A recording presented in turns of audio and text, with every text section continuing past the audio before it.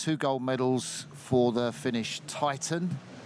And it's heating up. It was 24 degrees earlier, but a little bit warmer. Nice gentle breeze from the south. It's 9 kilometers an hour. Into our faces here in the commentary position, we are facing the sea and right next to the finish.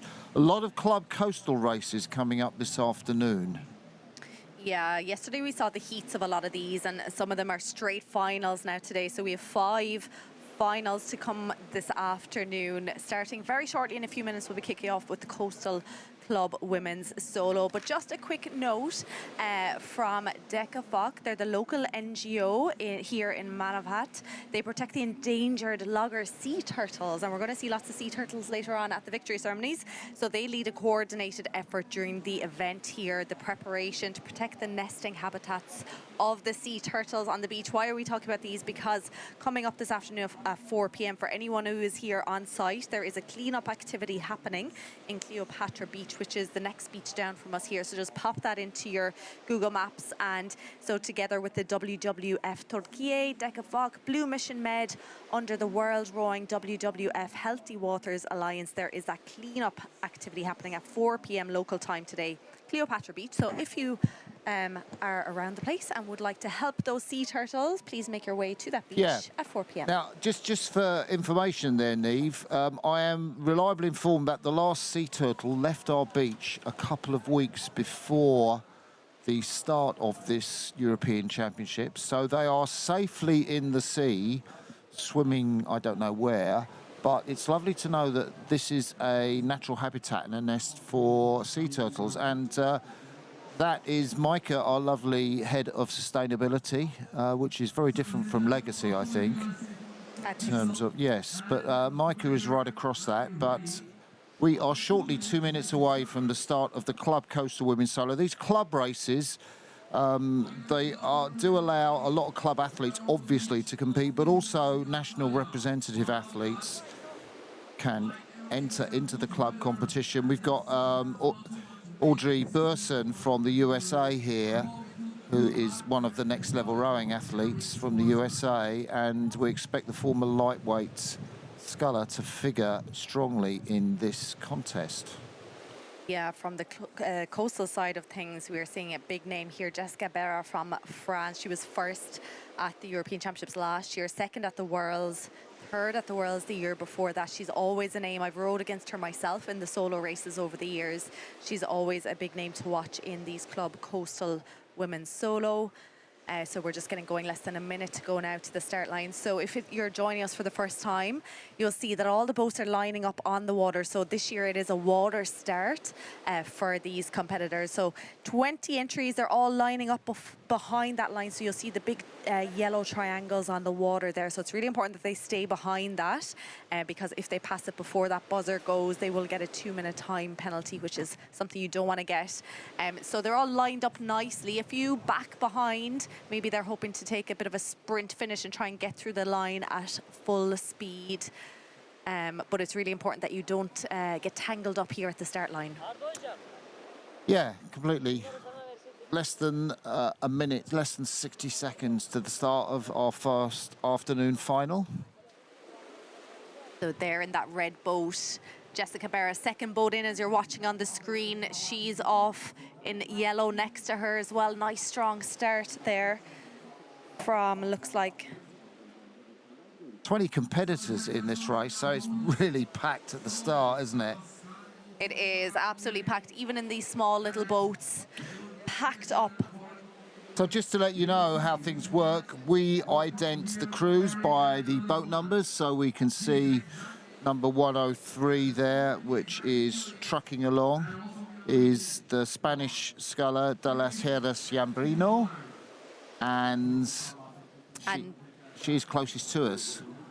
Yeah, and then we're seeing 113 next to her, so Jessica Berra of France. Nice strong start. Yeah, she comes from the Basque part of France, I think. So her club name is a Basque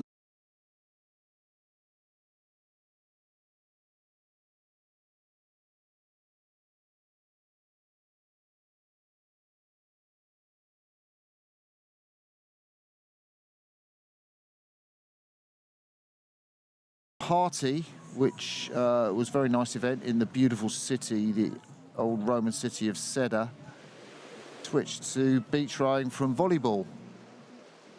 Never look back, but not figuring in this league group at the moment. Yeah, Jessica Berra there now making her way around. That was a beautiful turn there. She didn't get too caught up. Then right behind her on her stern, it is De las Heras Jamborino there of Malaga. And then right up alongside them, Carlota Gonzalez Gil was currently in that third position. Sophie Sauer's up there, boat 119, if you're interested. That's the number on the boat, and you can certainly pick out Sauer. And just going through there, boat 133. That is Nehir Kaglan from the Kanikali Club in Turkey. Yes, and we did see the next level rowing athlete, Adriana Borsen, as well. She was in that mix as well. There was a good bunch went around there together. And then we are seeing Italy 01. So these are the final athletes. We're staying with them. This is our drone shot, which I think will be flying shortly. That's boat number 116 you saw just going round. That's Ede Turhan from the Bursa Kurek Club in Turkey. Boat 117 is another Turkish athlete. That is Yonka Bartu from the Aviron Club in Turkey. That was the athlete that switched from volleyball to beach rowing that we spoke of earlier. Yeah, we're seeing Bayram there. Turkey 10, boat 132 just went around there as well. So all 20 scullers now just kind of around that first marker. They have 100 kind of meters to go. There's a second marker just that they stay around, and then they're into the first big long leg. So this is a great shot because you're seeing the conditions out there. So we have a wind from the south, which means it's coming straight off the shore onto the beach here. So it's going to be a sideways wind for them as they go on this leg. But as you can see, the swell it's actually a little bit messy. It kind of looks like it's with them, but it's also slightly, we like to call it a bit of a washing machine effect, where it's kind of coming side on from in front of them. There's lots of different directions. The close-up shot here now is of Miriam Sheehan Castleton. That's Burson, Adriana Burson, next level rowing. She's up there too. Boat number 110. That is Gil Gonzalez from Spain. Yes, and Por Carrera there, Spain 1 right up alongside her. 103 is our boat in second place, I think. That's De las Heras Jamborino. And there's our boat in first place, who is the French sculler, Jessica Berra. Yeah, if anyone knows these sort of conditions, it's going to be these top three scullers. Jessica Berra there, such an experienced coastal rower and has dealt with so many different types of conditions over the years. You know, this is pretty standard coastal rowing conditions now. I'm sure she would have been looking for a bit more challenging, but she's faring well here now. She's using that little bit of a swell to her advantage. Tall athlete, she has a big long stroke, and again just taking her time at the catch, making sure she has her blades full of water before she does that drive.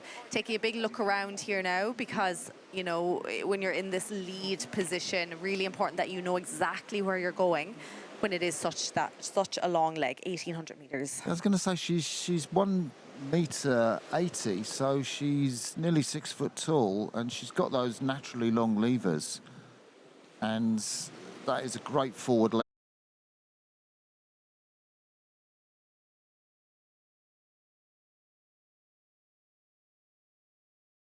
Coastal and beach bridge.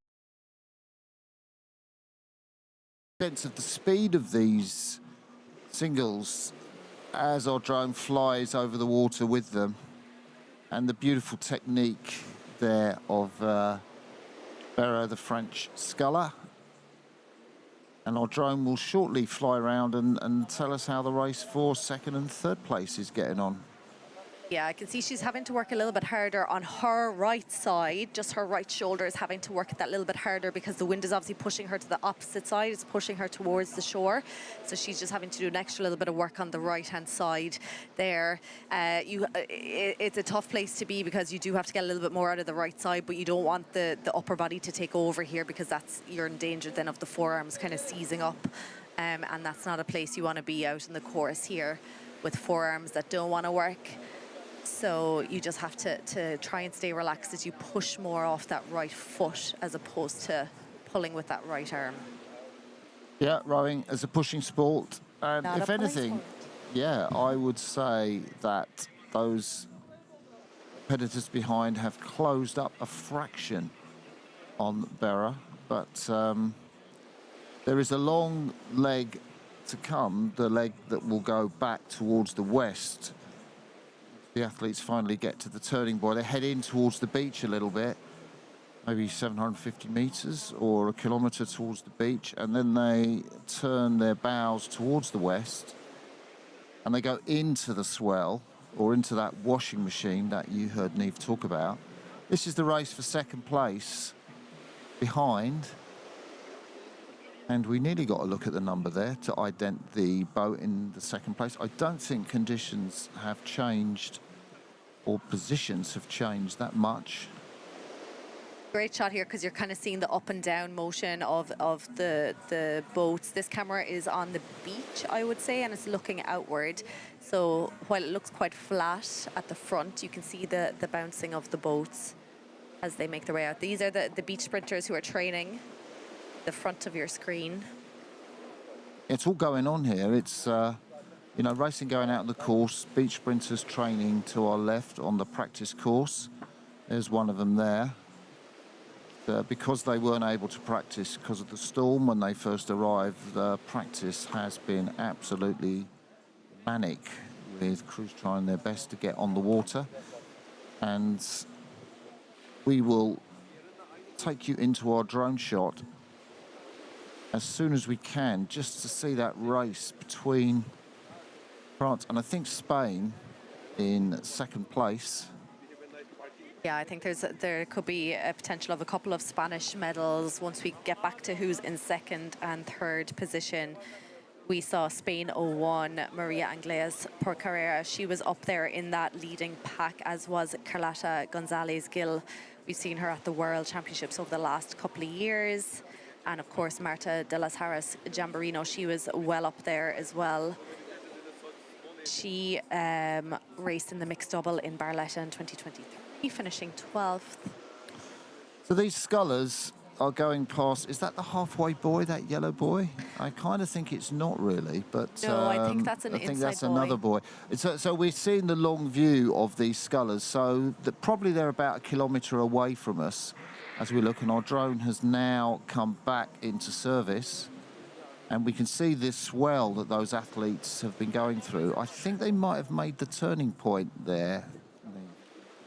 Yeah, we're seeing it on the right-hand side, that red marker. So they've made the turn and they're now heading back down towards the beach. So as you can see, it's more of a sideways swell that they're getting on. However, the wind is going to be at their stern and pushing them and helping them. So there's a nice bit of speed and help from the wind, yet they have that little bit of a sideways swell to try and contend with.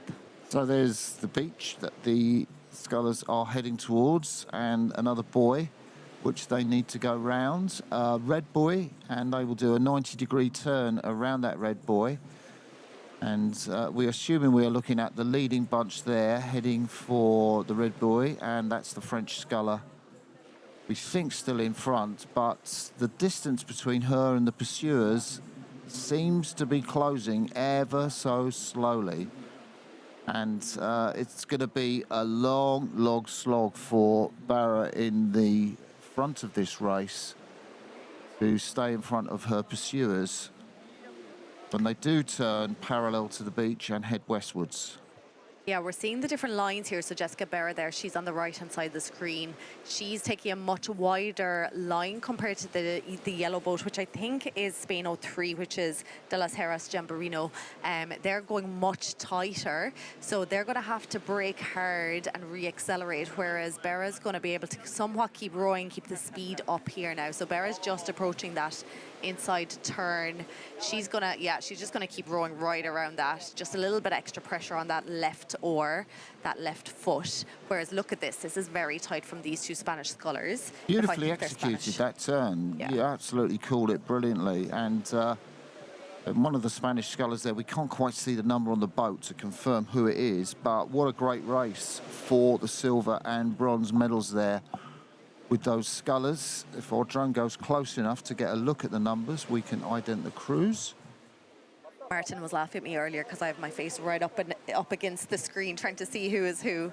He said he never saw a commentator so close to a screen before. That's dedication. So it is Dedication. France 1 that's gone round in first place in 17:43 minutes. We're waiting for the split times to confirm who is in second and third place, and we might even be treated to a graphic on the screen. You never know.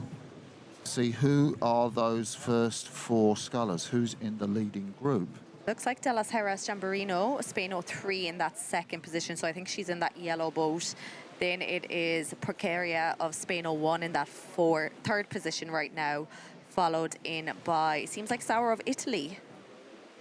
That's amazing. What is Sauer doing up there? She's in fourth. Yeah. Here she is. Yeah, she is Sauer in Italy in terms of that, but you may well know her as a Dutch sculler. In fact, she took her name Sophie Sauer. It's kind of a nickname from the novel Sophie's Choice by William Siren, of course made even more famous by Meryl Streep in the starring role in that film. So Sophie Sauer, well, it's not impossible. She could have a fantastic leg and even get up into silver medal position there. She's moving the whole time. So is she now living in Italy? She is with Martina Goretti and their little baby, who is down here at the beach. Haven't seen baby wandering around, but Sophie Sauer is now moving into a medal position past one of the Spanish athletes.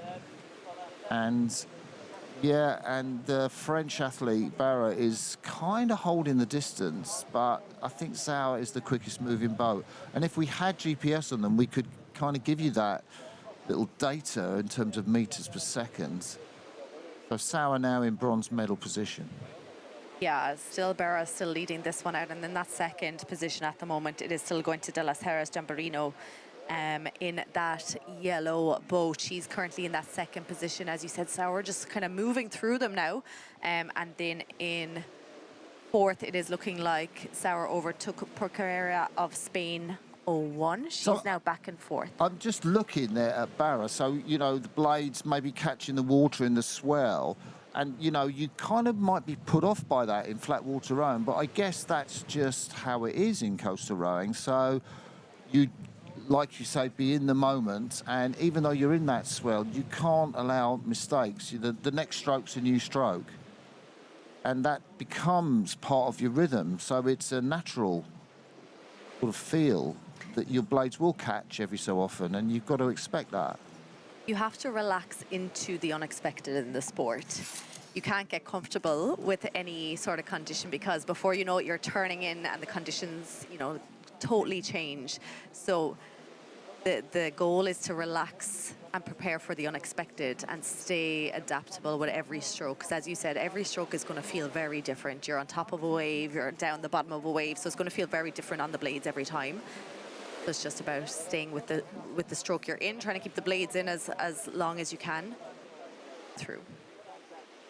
Yeah, this is a great scull by Marta De Las Heras Jamborino in boat 103. She is battling really to keep those bows ahead of the Italian/Dutch woman, Sophie Sauer, who is stalking her for that silver medal. This is the fight for the bronze and silver medal that we're watching, and in front seems the gold medal position, bar and accidents, might be secured to those long levers, those long arms. If you've got a big arm reach, fingertip to fingertip, that's a great sign that you'll be very good in a rowing boat. And Barrera at 1.80 m, one of the tallest athletes. Sophie Sauer actually 1.86 m. And the Spanish athlete, De Las Heras Jamborino, quite that size, so it doesn't have as much natural length. Seems to be getting a good forward reach, De Las Heras there. What I will say in these coastal boats and in tricky conditions, the more of a reach you're getting, the closer the blades are to the boat and the less balanced you are and less stable you are. So sometimes actually having a bit of a more conservative reach serves you because your blades are out wider and it kind of stabilizes the boat. It's like having stabilizers on a bike a little bit. Yeah, these guys, I mean, Bera there just out in front, look like she needs too much stabilization. She's kind of had a few bumps and rolls. Caught her blade a little bit there on the back end. There is a fantastic shot. We've had some great images, and I think that's right up there. That is our leader. Yes, Bera from France. Beautiful in the sun. I think those images we're seeing, I guess that's from our boat following. You can see maybe we've got a camera on that boat that's following. Sophie Sauer in second place, just. But moving, because she was in fourth, third. Now she's in second. Like she's coming. She's coming for Bera. Certainly is. So that's boat number 113. That's our race leader, Bera, who is in the process of looking around. So important navigation in this endurance coastal event. And you're out there on the sea, don't have navigation aids, so your eyes are your best friend. Absolutely. And there we see the Italian boat of Sophie Sauer, 119. And then we're seeing De Las Harris Jamborino in that third position now. So they're your top three. Again, different lines here. Looks like Sauer is following straight behind Bera. But then the Spanish sculler is taking more of an inside line to the next turning point. This is the big 2K leg. They probably have about 3/4 of it done now at this stage, so they'll start to come into our view. They've been rowing for 25 minutes. What I love about Jessica Bera is, like, she is a national, you know, that she's up at national standard, yet we'll always see her in the club racing. And we have noticed that a few athletes who were doubling up in the club and the national, that they pulled out of their club racing so that they could concentrate on the national. Yet Jessica is here and she's going to have her national race in probably less than a couple hours. Yeah, representing that Basque club in the Basque region of France. Feel that look round, a little bit more tired there, a little bit bent on that right arm. I mean, she's kind of taking the catch on those big muscles in the lats, the side of the body.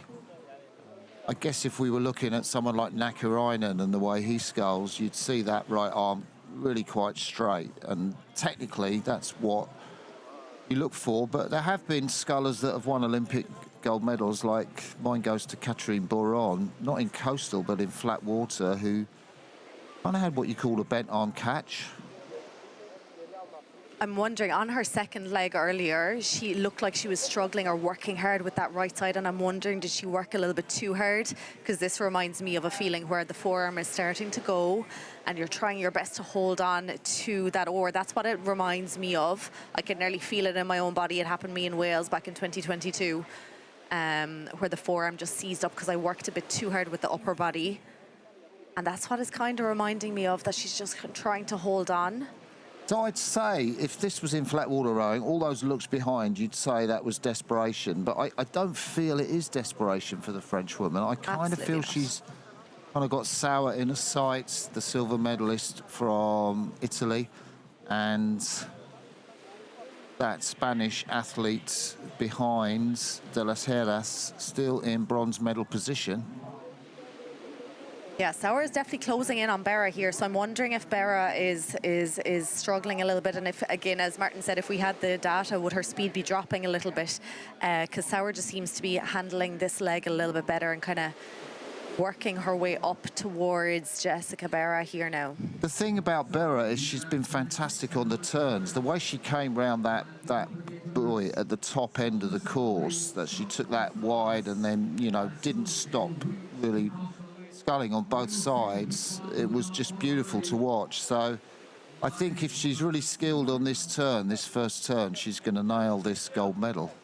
Yeah, we have 3 turns coming up in our chicane, and they're coming to our view here. We're stationed right next to the finish line on the beach, and the chicane is right in front of us, just to the left of our view, and we can see those top 4 scullers.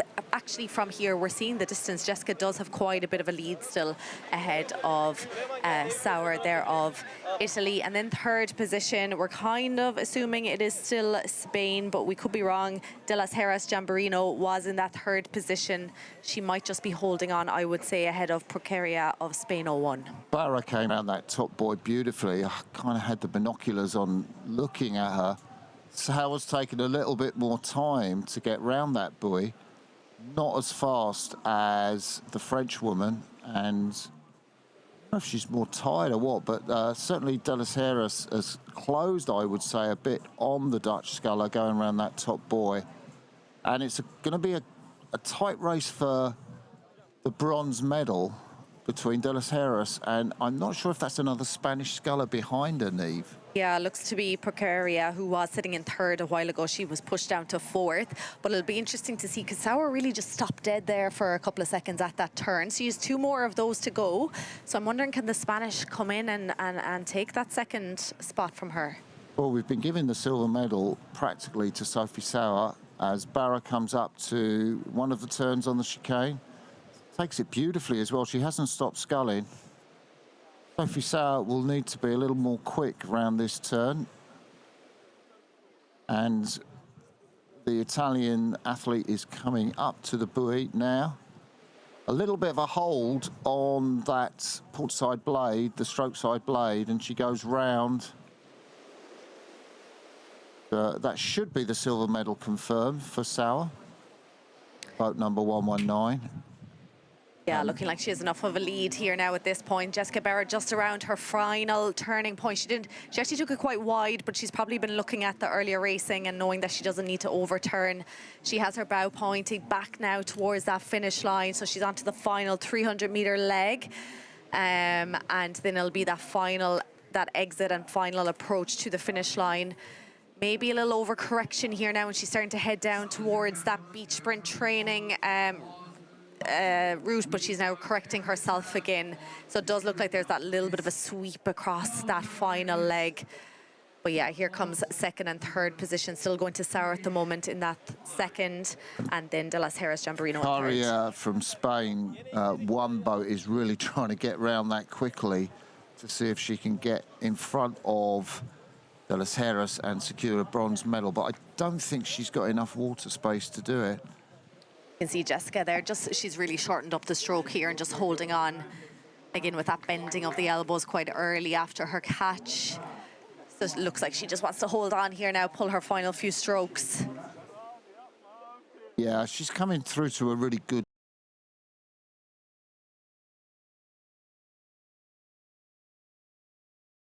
Spanish. That's Gonzalez from Spain. Carlota Gonzalez from Club Remo Domino, a 24-year-old. So that was a 6th place finish for her. And yeah, Martin, big gap back now to the next pack. There's 3 scullers coming in together, followed by another 4, but big gap back to these now. So to my eye, it looks like it could be Ireland. Miriam Sheehan of Castletown Bear Rowing Club. It is Ireland. Is this an 8th place finish or a 7th place finish? I think it might be 7th, possibly. Already a silver medal. Oh, someone's coming up right behind her, but Miriam Sheehan holds on. Yeah, that is the 2nd Spanish sculler, as far as I could see. And then we had Yilmaz of Turkey 03.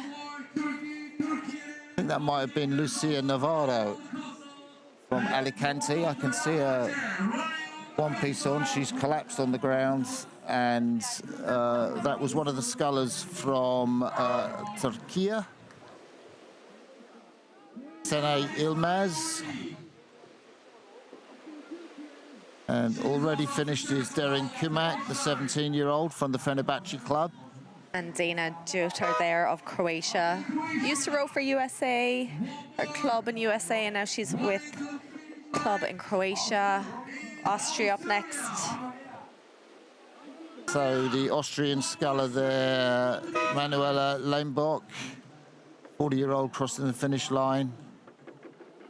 Bacal from Spain.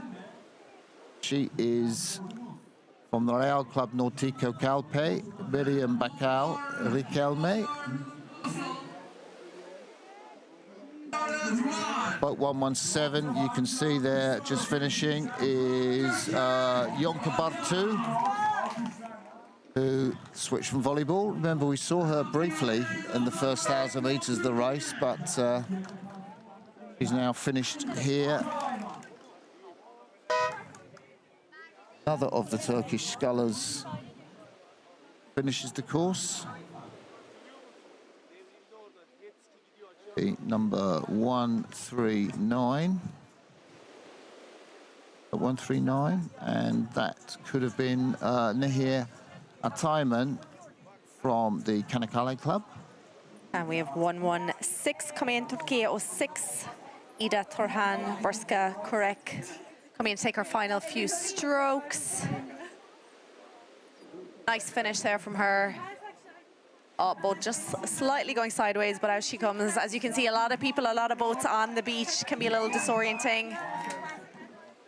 Lots of support here as she comes up to the finish line. Well done there. Ida Turhan there, crossing the line, and we have some medical attention here, which is on our right. It's kind of all quite dramatic, but everyone's being looked after with water. Temperature here, 26 degrees. It feels very hot out in the sun. So still a couple of scullers out there on the course. We've one coming in on her final approach and one just at the final turning marker. So I think these might be the last two scullers in the Club Coastal Women's Solo. Here we have 133 Türkiye 08, Nehir Kaglan. Lovely pink boat here. She comes in to the final, her final 25 strokes or so.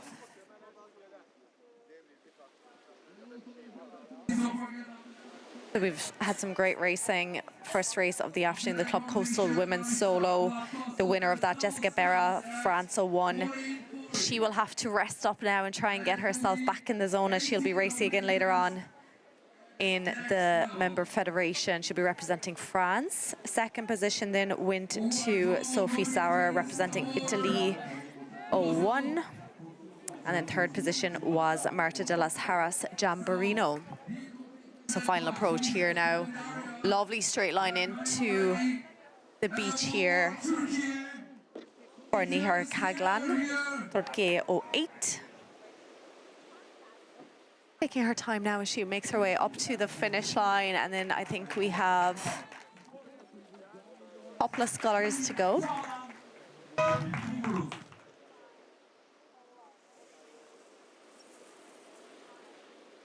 Yeah, so final two scullers coming in. 127. Türkiye 05, Göksu Aslan. Raced 2 years ago in Barletta, finishing 7th in the B final. Making her way up to us here at the finish line. If you look into the right-hand side of your screen, you'll see Martin there doing his homework for the next race. Yeah, we're just getting the numbers from the officials. This is a new system that we're using here. It's not been used before in the coastals to tell who the crews are. The traditional Toblerone's not really big enough for the drone to pick out on the bows of the boat. So we need to write the numbers down, and you only get them just as the athletes go on the water. So final sculler around that final marker buoy. That is Türkiye 10, Merve Bayram. I think she's the final sculler here in the Club Coastal Women's Solo. I'd say that was a good shout. Two more competitors on the So here we go, 1, 3, 2. I'm loving the colours of the boats this year. There's a lot of brightness, a lot of fun out there on the water. A lot of new stickers and decals going around.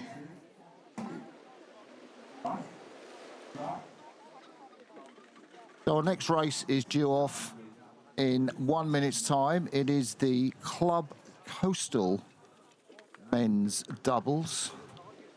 And we will take you to that start pretty instantly.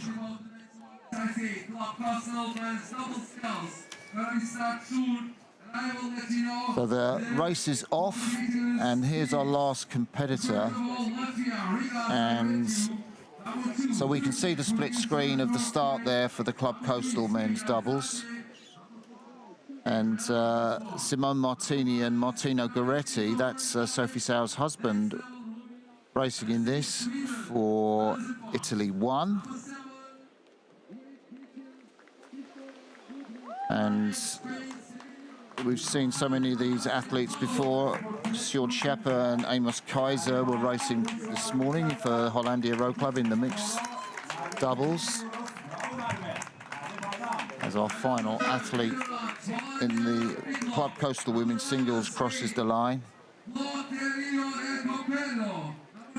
And the Club Coastal doubles are 1 minute into their race. This outward leg against the swell, which is see coming from their starboard side, their bow side, if you know.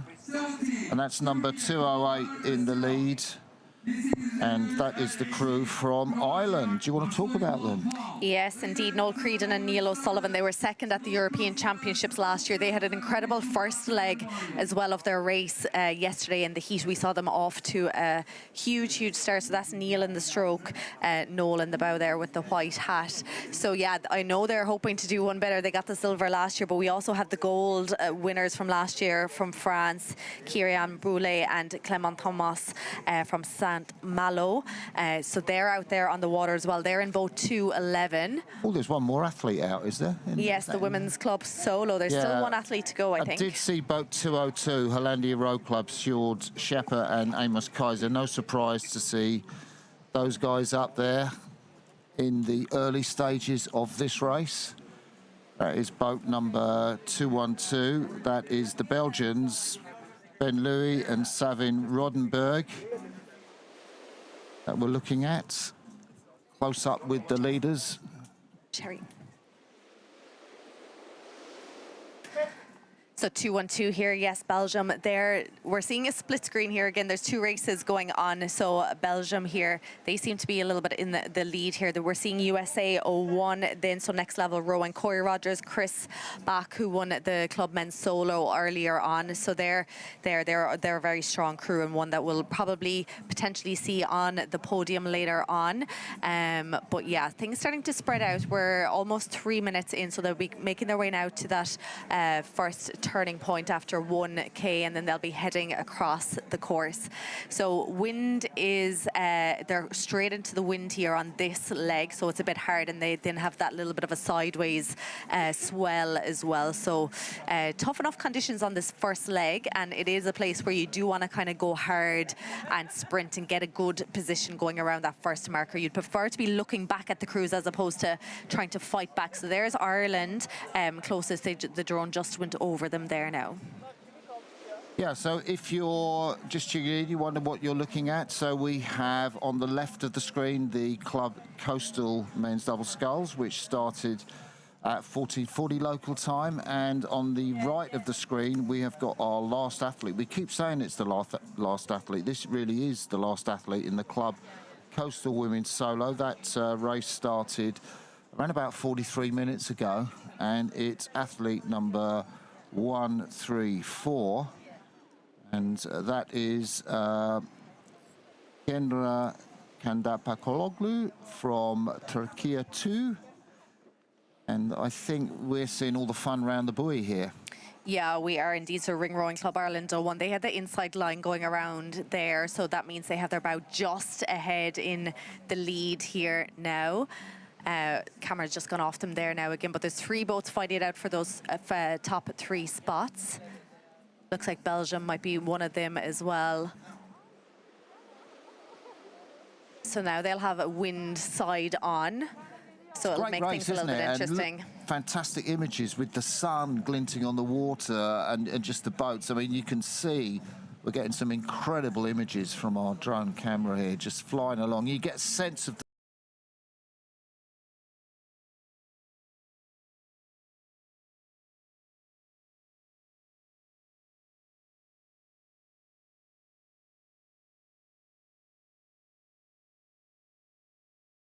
a wave there now, and they're coming right on top of the leaders. I'm struggling to see because I have a big glare on the screen in front of me, so I'm struggling to see who is on the left-hand side of the screen, but they're getting very close there now.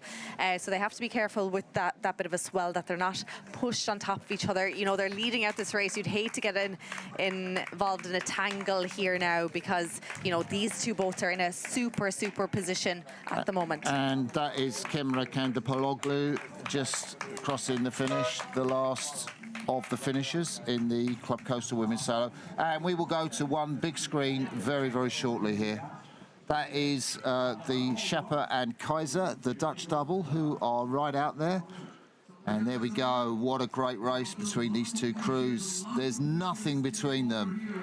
Absolutely nothing. And look at Ireland go now. They've caught that wave and they are actually flying past that crew. So Neil O'Sullivan and Noel Creedon, silver medalists last year at the European Championships. They knew they were going to have to go out hard here today if they wanted to do one better. And they're doing that right now. They're, you know, I mentioned it yesterday, traditional coast rowers that have kind of gone over to flat water.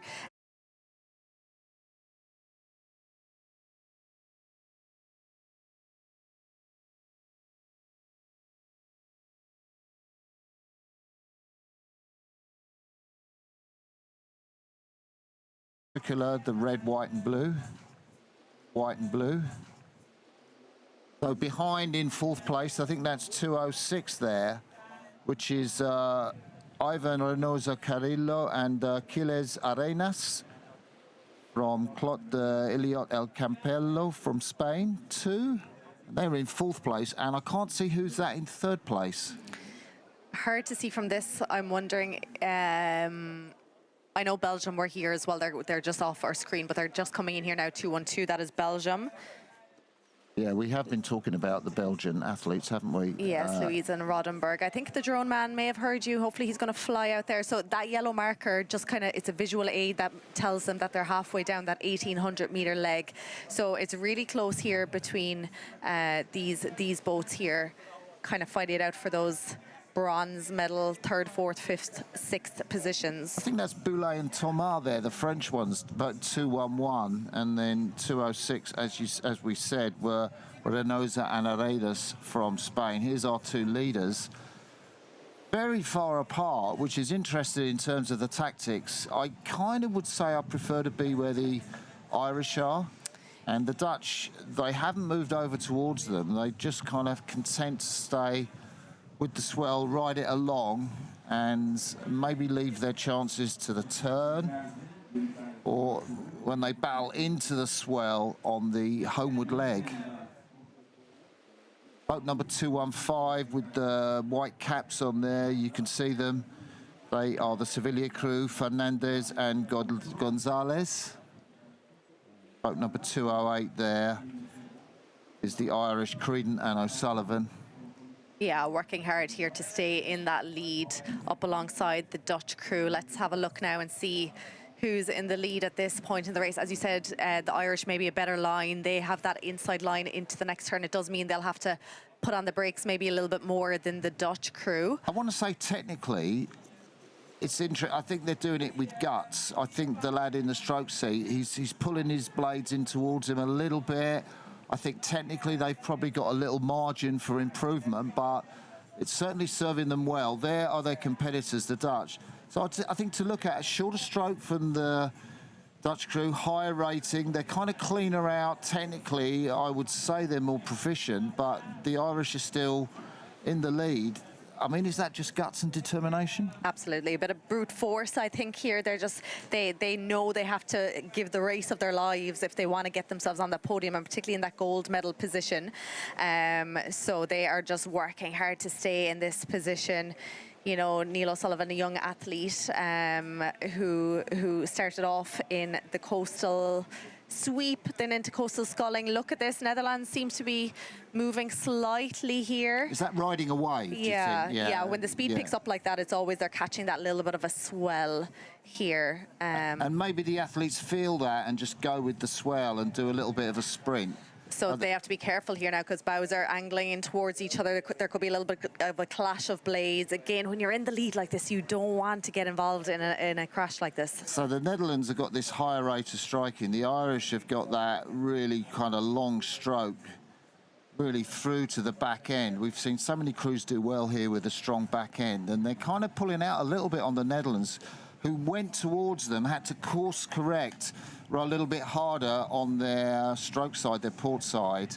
And now the Netherlands, maybe they caught another wave. Yeah. When the speed again increases like that, you have to remember the boat in the lead, which technically right now is Ireland. They have right away. So if Netherlands are going to overtake them, they have to go around them while Ireland keep their straight or their course line. Ireland can't block them. If they do, you know, that's a penalty then. But it is right away for the leaders, and it is, I'd say, Ireland's bow just ahead. They are coming up. You can see Noel turning his head there in the Irish boat. They're coming up towards that turning marker. Again, the inside line is a nice place to be because these guys have practiced their turns a lot. They're going to be efficient around the turn, but Netherlands are going to be able to keep up their speed a little bit more. Yeah, they are. If they come in wide and just judge it right, you know, I'd say it could be very close for those boats before they come out from the turn. And there we're looking at the trailing fleets behind. Do you have any idea who's in third, Martin? No, I don't, actually, and that's a great shout. I'm setting you that challenge. So I think it's the Spanish crew, Fernandez, Lopez and Gonzalez, maybe boat 215, but there they go round the bend. So that's the Irish have got round very well in front. The Dutch maybe lost a little bit of time, and yeah. I would say Spain in that's third. Spain in third. Potentially Spain 02. Yeah, Spain 02, not 03, which I called actually. I could be wrong. So that's Reynosa and Arenas. I'll give you confirmation of those times. So Spain 02. See them on my. They're actually closing within the top three boats now, starting to get a little close. That Spanish crew, they're working hard to get in. Yeah, they were 5 seconds down. Spain 02, Reynosa and Arenas on Hollandia Row Club, who didn't have the best of turns, and you can see the Dutch still on that wide course, and the Irish and the Spanish just seem to be taking the best line on the buoy. Now, how do you explain the steering from Hollandia? Yeah, he's staying wide around the whole course. I think, you know, if you're not confident in your turn, you're going to want to stay wide so that you can just keep rowing around it, as opposed to, you know, that back or the pulling in of the blade. But they did lose time on that last turn because they were right up there with the Irish lads, Creedon and O'Sullivan. But you'd be surprised. People think if they can row that they can do these sort of racing. But things like the turn, getting really good at things like that is where you make up the difference. So I think straight line speed for Kaiser and Shepper, it's taking them back level with the Irish. In fact, passing them out, I would say at this point. I kind of expect them. We're going to have a turning buoy soon, a 90-degree turning buoy, which is the biggest challenge, I think, on this course, to actually turn 90 degrees and do it quickly.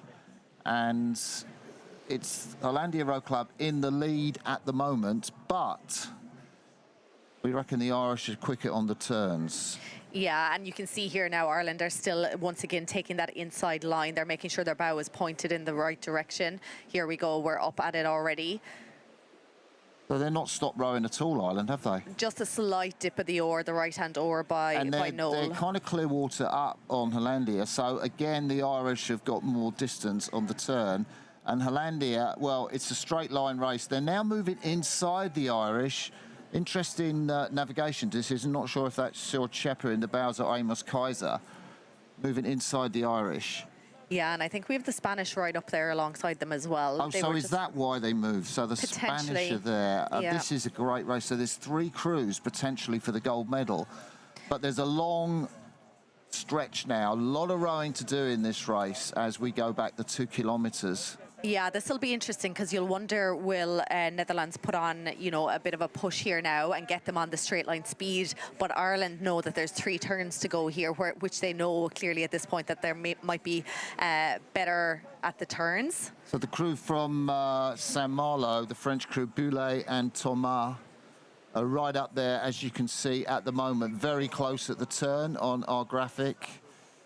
Kerrian Boulet, the 21-year-old, Clement Thomas, the older athlete in the stroke seat and more experienced. So here conditions, so we have a 2,000-meter leg, so a big leg. So the wind is coming offshore onto the beach. So you're going to have it, they're going to have it on their right-hand side as they're rowing. So they have a bit of a side wind, but the waves, as you can see, the swell is kind of coming from their bow to their stern. I'd want to say, if you're Hollandia Row Club, you kind of want to have at least a couple of lengths of clear water coming into those chicane buoys. Yeah, good call. And you know, if they don't have that, they're in danger of giving the Irish an advantage. But they've got the inside line now, Hollandia, and they will be looking, well, behind them to the crews that are trailing them. Absolutely, this is full gas now, because this is a great race. And you don't see any of this kind of relaxation that you had, you know, and no, that's a sort of interesting word to use. But we've seen crews be more relaxed, less aggressive in the rating. But Hollandia can't afford to let up, because what are the Irish crew doing? They're still out in front. Yeah, so Ireland actually have the inside line this time because of the way they're going to be turning next time. They actually have the inside line. So I think, you know, they're very clued in, Noel and Neil. They'll have examined the whole thing down here. They'll know exactly where they need to be up for each turn. And they now have that inside line once again. And I know they're going to be confident in that position as they head. Now, they're still a long leg, but they're actually doing really well here and actually staying ahead of Netherlands, who I thought would actually be potentially past them at this point. Do you think it's difficult for the crew from the Netherlands to handle that swell they're rowing into, that they found it more challenging? Perhaps they might have calculated the straight line speed when they were going through the sideways swell really took them up next to the Irish, but not on the first part of this long westward leg. Yeah, I wonder if the lie back from Ireland, in particular Neil in the stroke seat, if that's actually helping Ireland to stay just about in the lead compared to they're much taller in the finish in the boat from Netherlands. So I'm wondering if kind of that longer lie back is kind of serving Ireland well here. So Ireland battling, you can see the crew from Hollandia battling every single stroke with them. Perhaps maybe a metre or two. Now, the lead has changed hands so many times in this race, hasn't it? It has, certainly, and you know, still quite a bit to go. We're 18 minutes into this race, still quite a bit of rowing to do, not to mind the running part, but again, with the 3 turns coming up, I think Ireland are in a good position here. But Netherlands are actually handling these conditions quite well. You can see the bow going up and down, like it is quite tricky, but they're handling, their blade work is actually quite clean. Yeah, they're very clean out the back end, aren't they? Not too much in terms of that long finish. You take a look at the technique of the Irish crew. They're really finishing each stroke out. The Dutch crew, quicker, higher rate.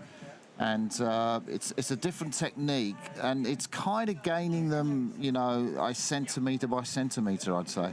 Yeah, so if you're wondering what's happening, that's a visual marker, and it's interesting that how far each of them are from it. So that's kind of the midway point back along this 2K line before they come into the chicane. So while I did say Ireland have the inside lane, I'm not sure what I preferred maybe to be in Netherlands' position right now. Yeah, and the French coming from Saint-Malo to challenge for the 3rd place. Great race. There are 4 crews in line for the bronze medal there. It'd be great if we can have a look at them and just confirm who they are racing for that bronze medal. And at the moment, we think it's the Spanish in that medal position, but the French have been right up there too. And a little bit of daylight now coming between the Hollandia crew, who have raised their rate of striking. They've really pushed on. in the second half of this westward leg into the swell. And Ireland, I just think they're tiring a little bit there. Yeah, they would have had to work very hard to get themselves in this position anyway. So, you know, let's see what they can get out of themselves now over the next 4 or 5 minutes. And this shot gives you a great image of exactly how challenging it is to row into that swell. I think with the drone, you don't really see it, but that water level shot. Yeah, it's much trickier than what we're seeing on the drone shot. So definitely France 01 were in those top few positions fighting for that bronze medal, as were Spain 02. Italy 01 as well, potentially within a medal shot. That they were the last times that we got. But yeah, Netherlands are really moving now. They probably know, you know, that there's turns coming up and that it may not be their strongest point. So they're working hard to try and get to those turns before Ireland. Netherlands got a great coaching team here. Bjorn van der Ende, who runs the Olympic Dutch coastal and beach sprint squads.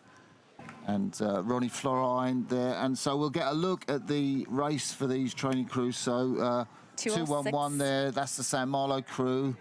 206, I think that's the Spanish crew. Reina and Arenas, who have done so well. But look, there's 214 there. USA. And USA are right in there. Next level rowing, Rogers and Barr.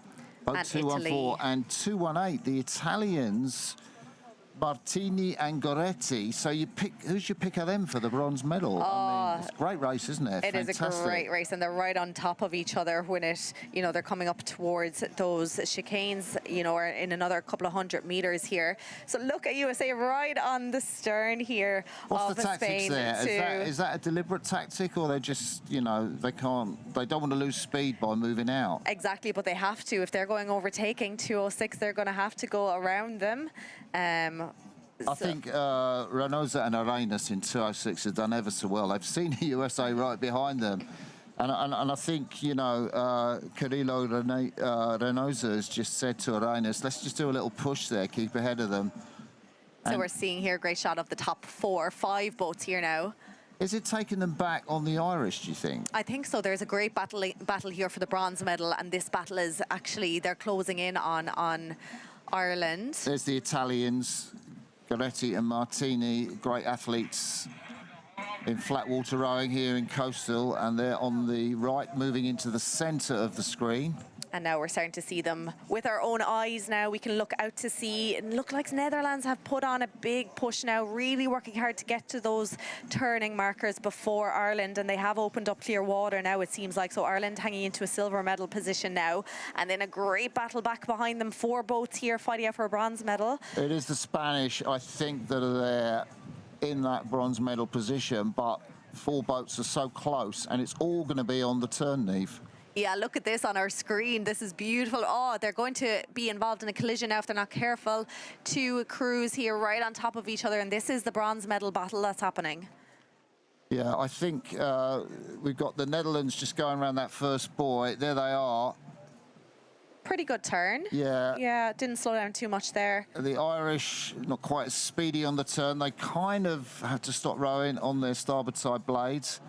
But here, the battle for the bronze medal, well, I'm just going to look through my binoculars and see. Oh, there is clashing going on. Oh, I think that could be the Italians that have merged out. No. I'm trying to see who that boat is into. I can't quite see through my binoculars, but somebody came round that turn absolutely beautifully. yeah, the yellow Swift there that we're seeing on our screens. They came out the better, but look at the green now, and we're calling them by colours because we're not totally sure what the numbers of them are. But there you can see Netherlands followed by Ireland, then entry number 11, that's Spain 2. They're in that 3rd position, followed by France. They're the reigning European champions, followed by USA. So this is the battle for the bronze medal. Netherlands now around that 2nd last turn, followed quickly by Ireland. So these are our race leaders, Amos Kaiser and his partner. Really been dominant on this homeward leg. I feel like there's going to be carnage on that turn again. There's 3 boats going around it. It's not on our screens, but Martin's going to look through his binoculars. Yeah, I think they've managed to stay out. So it's boat number 206 in bronze medal position. 211 is so close. and just ahead, so 2-1-4. So just dicing with 2-1, so that's San Marlo, next level rowing, sort of 4th, 5th place, boat 2-1-4, and I think 2-1-4 next level rowing have gone wide, and I'm not sure that's the best tactic because they kind of wanted to stay rowing, but they have had to do extra meters. Coming into the beach now. Yes, the finish of the club coastal men's double sculls, Netherlands. They held off the Irish. They're coming straight in for the finish line. Ireland being pushed wide slightly. It happened yesterday as well. They went wide on the finish. It meant they have a bit of a longer run to do. Can the battle for the bronze medal, can they get into the beach ahead? It looks like Ireland might have enough done, but it is certainly Netherlands. And I think next level rowing for the USA are really sprinting to get through the Spanish. I think they've overtaken the French. But let's hear it for Netherlands 01. And the shepherd. To take Big the win. Shout, yeah, as he crosses the finish line. Here comes Noel Creedon, Ring Rowing Club. The Americans have really blasted through for a bronze medal. It's going to be all on the sprint between them and the Spanish. Creedon comes through for the silver medal, and the Spanish is out of the boat first, but it's a real beach sprint, and it's going to be Renoza from Renoza, I just think, from the Americans, a real beach sprint. Boulay from San Marlo, he comes across the line, but after 6K, you don't expect a beach sprint to win that race. Goretti in 5th place for Italy, and there's Jerry Owen from Britain, crosses the line again. Oh, we were treated to a fantastic finish there, weren't we? That bronze medal, the next level rowing did so much to close up the gap between them and the Spanish boats. Yes, the Bergs of Sweden's now making their final approach to the finish line. What a finish. It really can, after 6K on the water, really can come down to that run. Belgium now coming into the finish line. Incredible finish. USA unlucky there, I think, to miss out on that bronze medal after that incredible finish. We thought they'd gone wide after that final turn, but they executed it perfectly. Brilliant sprint from Corey Rogers. But here we have 2 sprints now. Spain and Germany. Salas of Spain coming in ahead of Germany. What a finish. This has been one of the closest races. All come in right on top of each other. The men's double is always so competitive. This time. Yeah, well, they're all practicing their beach sprint technique, aren't they? Yeah, absolutely. Next time we have Spain 03 Sevilla, Fernandez and Gonzalez. Lovely sprint as well. And here we have Türkiye, Latvia. It's really coming down to the run here after 6 kilometers on the water. This is one of the best parts of the sport. It's you know, you kind of battled for so long, for 20 odd minutes, 27 minutes out on the water, and then it can still come down to a simple sprint.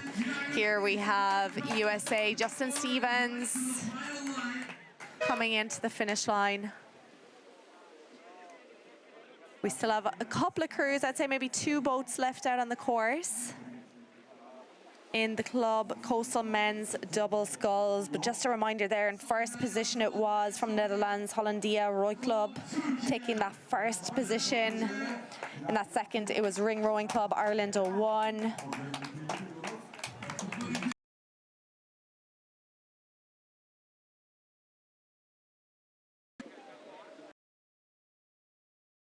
And Erin Turkey.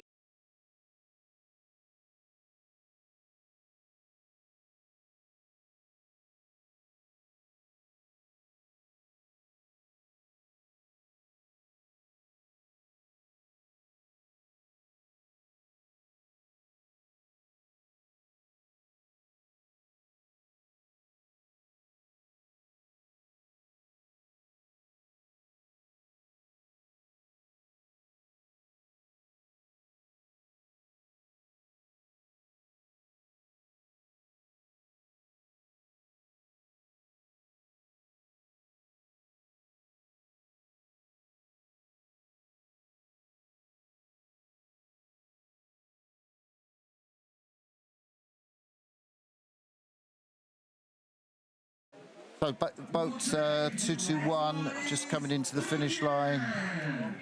That is Türkiye. I want to say this is going to be Ebars Dembaras. No, it actually is Ella Subasi, so he's the stroke that got out of the boat to run for the bank. And our final boat.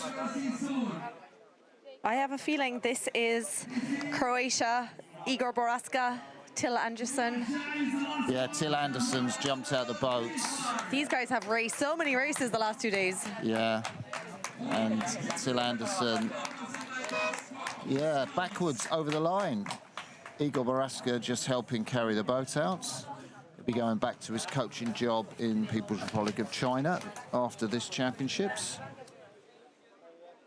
So that's the finishers in the club men's coastal double sculls. I think one of the closest races that we had so far, certainly for the medals and definitely for that bronze medal race between the Americans and the Spanish. And Arenas did so well just to hold off the American charge on the beach. So 15:20 is our next race. That's in 9 minutes' time. Coastal Women's Solo National Federation.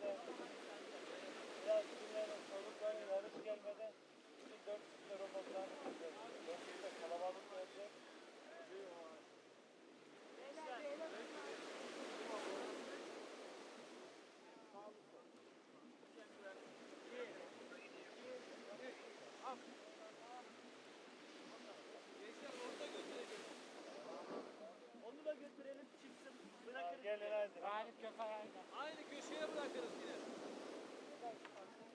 Hadi gelin götürelim.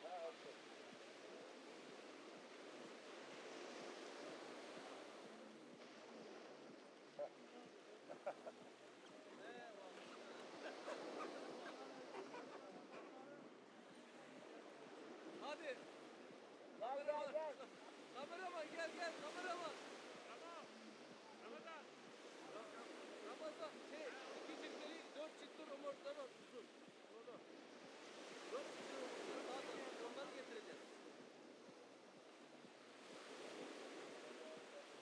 Tamam. Romort getiriyor romort. Romort getiriyor geliyorlar. Getirmeye veriyorsun tamam.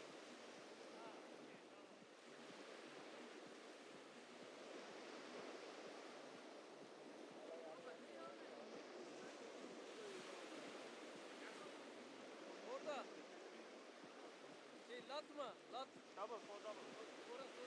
Orada. Ama iki kere burada mı? Onların.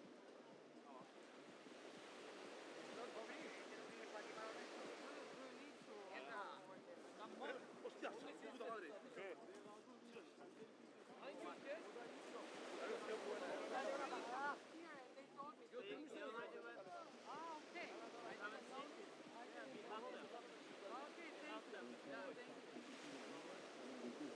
I didn't know this.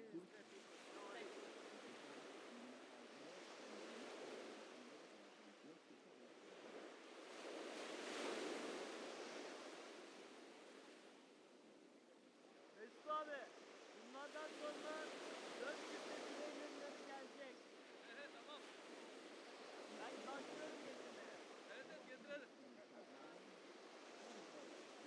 Oraya dikkat manevra yaparken. Ama römorkumuz az ha.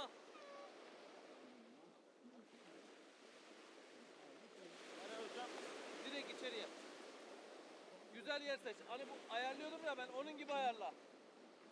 Hemen gir içeriye. Dur nereye gidiyorsun? Şuraya direkt. İzlemedin mi hiç beni?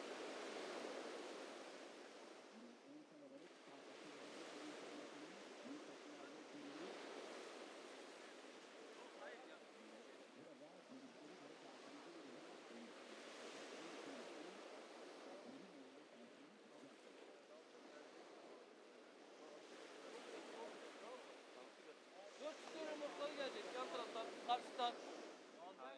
Yan tarafta da var, karşıda da var. Dört tane. Evet burada. Evet. Çok şanslı. Evet. Ne var çekti burada?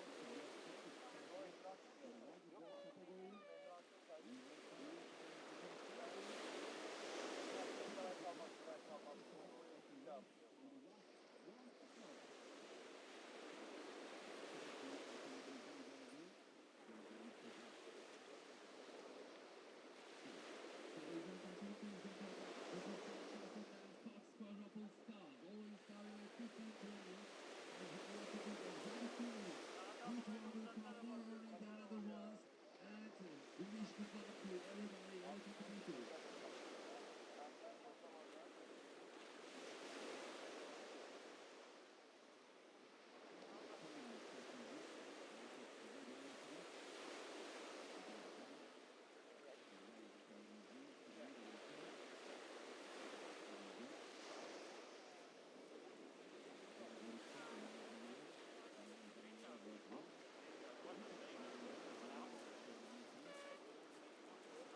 So welcome back. We have 1 minute to go to the start of the Club Coastal Men's Coxed Quadruple Sculls. Now this is a straight final, 19 entries. So because of the cancellation of races the other day, any category that had less than 20 entries was changed to a straight final. So we have 19 quads lining up across the 100-meter start line. It is a water start for those of you who are just joining us. A lot of bunching happening on the left-hand side of that start line as we look out from the beach. They know that is the most straightforward line to the first turning point, but the advantage to being on the right-hand side of that start line is that they have much more space here now. So you're seeing the right-hand side of the start line on your screens now So that I I was think that's mentioning. boat 403, the German composite crew, if I am seeing that correctly.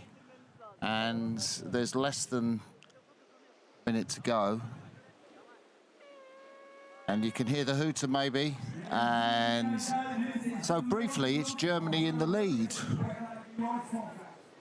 Yeah, they position themselves nicely on the outside. Now they're going to have probably a bit of a longer course to row to get to that first turning point, but at least they have nice clear water that they can do what they need to do and sprint out of there. We are seeing some early leaders over on the far side as well. We'll hopefully get a sneak of them once the drone flies over. I think that is the boat from Stuttgarter, Ems, and Remers, Schmidberger, Schaefer, Korthal, and Elisa Trog in the Cox's seat, the 24-year-old. But there is boat 409. We're getting a great shot of them, aren't we? The Italians from Muricalo. That's, I Up in the bows, that's Giovanni Meligari. And Giovanni is just 22. It's a young crew. Andrea Licatolosi and Enrico Perico in the 3-seat, anchoring the boat, the 41-year-old, stroked by a 21-year-old Meligari. I guess they're brothers, Giovanni and Guillermo. Yeah, we saw 3 of those rowers on the Cox Fabio. They were 10th at the World Coastal Championships last year. So they have a new rower with them, Enrico Perino. And 2 of these rowers were also 3rd the year before in Barletta 2023. So we've got a great look at 403. Look out for them. That is our German 1. Stuttgart Ems Jeder Westermargerger Elstekeeler. Big old composite boat. You kind of think if there's 4 athletes or 4 different clubs involved in this German composite crew, they're going to have entered this boat to win, aren't they? Yeah, probably pick the best of the best from each of those clubs. We see the Bowman and 2-seat. They were first at the European Championships last year in the quad, so lots of experience as well in the stroke seats there. Cortals raced in Barletta. He was 2nd in the quad, 12th last year. Yeah, so Barletta was where the World Championships were. And the Germans using those kind of comp blades, those kind of barrel-shaped blades that are kind of fatter than the normal blades you use, which kind of is supposed to help you purchase on the front ends at the catch. But they do look very aggressive in the first. So 3 Masters crews in this. It's the British, the Turkiye composite from Canakkale, and it is the Czech crew racing in this men's quadruple sculls race. Haven't had a sight of them yet. Yeah, so 3 Masters crew within the open category. Now, there's separate medals and separate rankings for the Masters, but it does mean there'll only be gold and silver given out because there's only 3 crews. So gold and silver in the Masters. Yeah, I don't suppose the Germans moved in front there, and I don't suppose their wash matters so much when you've got a big side swell, does it, in coastal? Not so much, and it's interesting how, because they had a big distance, they were one of the outside boats, and they really came in to get so close to that turning mark. So they're actually quite strong, and because they're in such a lead after having done that big leg on that first 1,000 meters. Collision here between 410 here. The Turkiye boat just set off in the wrong way, and so I was just about to talk about that Turkish boat. Enes Gok in there, that famous Turkish athlete, Enver Erman, Yusuf Ait, Selek Kamak, Selim Boz, the Galatasaray crew, and they were doing so well when they just got kind of hit by the boat behind them, and it pushed their bows out in the wrong direction. Yeah, Portugal 01, I think, came into the side of them there and just pushed them out a little bit. So this is all quads now, coming up to that first turn and heading around down the first long leg. That is 1,800 meters. So still have a southerly wind so far today. So they'll be coming straight on their left-hand blade. And then they have the little bit of a swell as well. So it's a little bit messy now on this leg. There we see the Turkish crew trying to make up for that error on the... Well, it wasn't their error, to be fair. I mean, I thought they did a decent turn, but it was just the crew behind came into them. But very close racing up in front there. The German crew's still out in front, but they are being tracked ever so closely.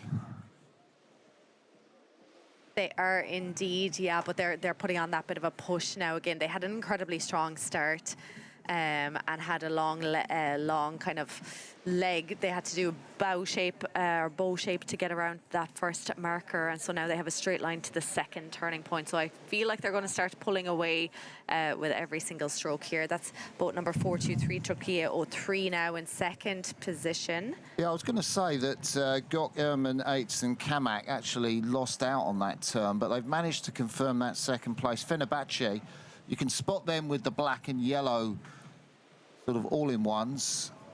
These are the Germans we're looking at here. The composite German crew from 4 different clubs, skillfully put together. Just looking, Strokeman's wearing gloves, but none of his crewmates are. What's the deal on wearing gloves in coastal rowing? So you're going to get wet. There's no doubt about that in coastal rowing. So it can help with just grip of the oars. Some people choose to do it, some people don't. If you're not used to it, people tend to go with their bare hands. But it certainly helps with the grip when those handles get wet, which they undoubtedly will. So yeah, they're very fast at their catch, and then they're doing a little bit of a lie back that we're seeing from the Spanish scullers often. So yeah, look at the gap that they're after opening up on this leg already. These are the ones to watch for sure. Yeah, they're piling it on, aren't they? They're kind of going with the waves. That's the halfway point, I guess, on this eastward leg away from us in the commentary position. It does look beautiful, actually, doesn't it? Really, I mean, our drone slot's just slowed down there. A bit of a slow-mo there. Yeah, a bit of a slow-mo. But you can see why these guys have decided that they wanted to row together. Yeah, incredibly strong here in the men's quad. These are really, really fast races. So they're already well over halfway down that big long leg, 1,800 meters. So they'll be making another turn shortly, turning point 4, and then head back for the beach. Obviously, they have the added advantage of having a cock, so they don't have to worry about their navigation. The cocks, it's all on them really. But what the rowers can do here now is give a call for when there's a little bit of a swell or a wave coming back the stern, because the cox isn't going to see that, and then the stroke man can start to up his rate a little bit to try and match the speed of that wave and help propel them and get some free speed out of the water. Pretty young crew. The oldest is Maiko Ben Remmers, furthest away from us up in the bow seat. He's 37, but Schmidberger in front of him in 2 is 29, 31 for Lucas Schaefer in the 3 seat, and then the stroke man, Moritz Cortals, is 34. Elise Trog in the cox's seat, she's just 24. So they've got youth on their side, if that's the expression. So it looks like Türkiye 03 is still in that second position. And then I think that's the Italian crew. You mentioned them at the start. They had a very strong start. Yeah, they did have a very strong start. So that's Muricalo. I think there is a composite Italian crew here that is rowing as Italy 01. But Italy 02, 409, the Muricalo, if we get a look at the number. And the first Italian crew is 414, the composite. Yeah, loads of coastal experience in this boat here, as I mentioned at the start. 4 of the members of the quad last year at the Worlds that finished 10th. 2 of the members of the quad from 2023 that finished 3rd. So they have a lot of experience on these coastal waters.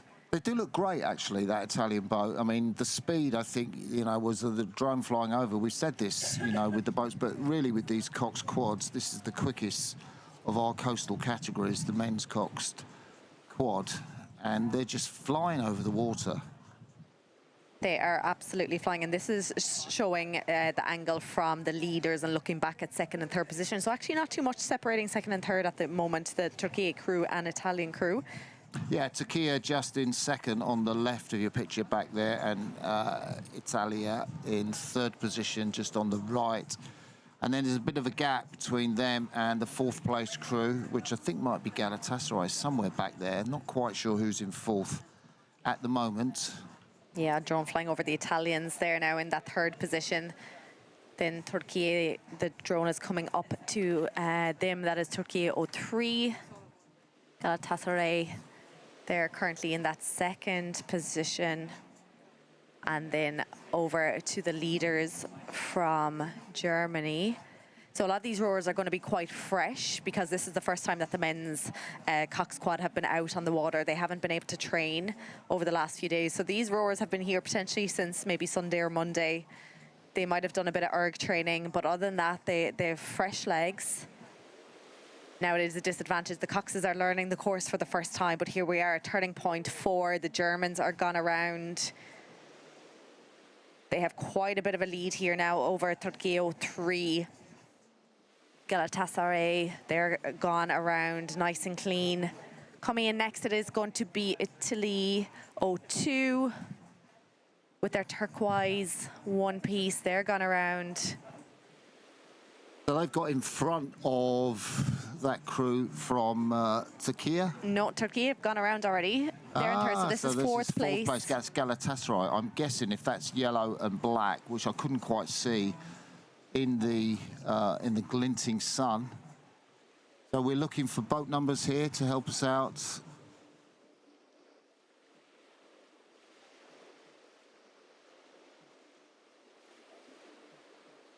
You'll see our issue with the sun glinting on the water, trying to spot these big boat numbers. The real problem is the glare of the sun off the screen that we're watching as well. Yeah, the glare of the sun. So I think the first crew through was that composite in 10:30, and 10:43 it was Galatasaray from Turkey.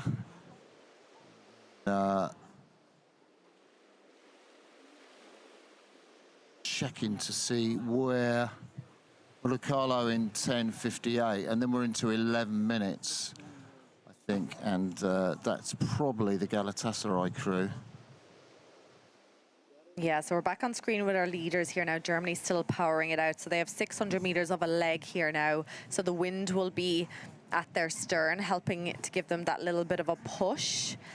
But they have that little bit of a sideways swell. They do look more conservative, don't they? They do, yeah. Unlike the Hollandia crew that won the men's Club Coastal doubles, that were really gunning it because it was them and the Irish. The Germans are sort of opted for a more conservative approach into the swell. I mean, what would be the advantage of that tactic?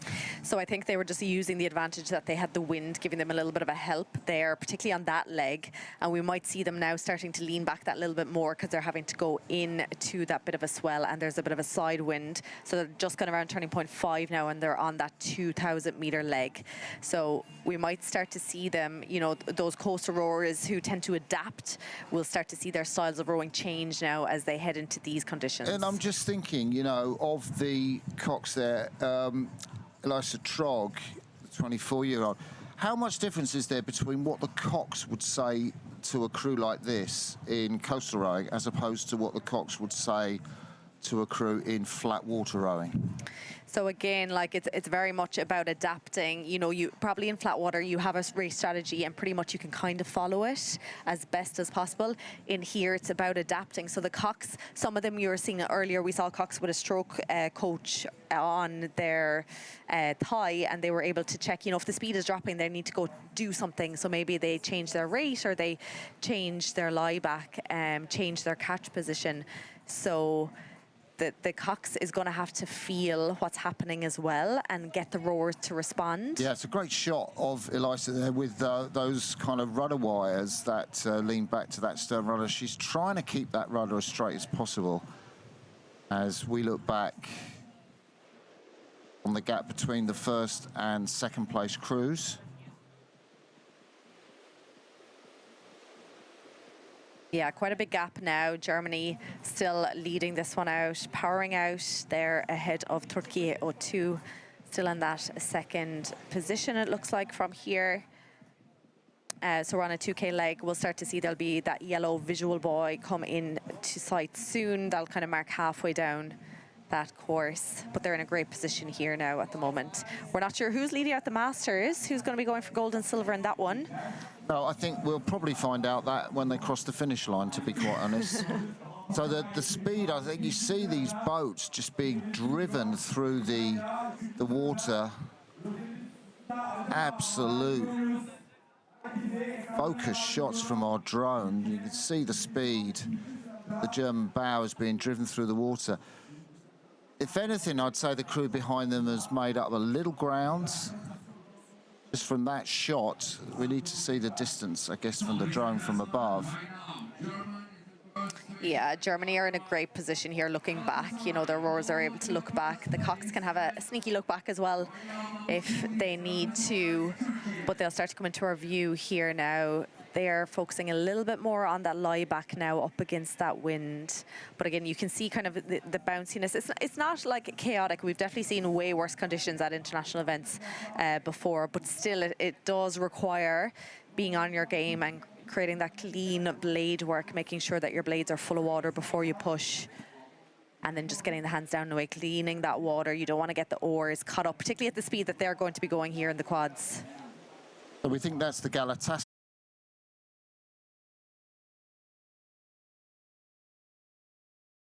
leg. They are keeping very clean, no real like kind of messiness happening. We were talking about it earlier, the positions, like the bow person can often be in the air and just doing their best to catch as much water as possible. And that bow man is looking around quite a bit. I'm wondering if he's giving hand to the cocks in terms of navigation skills.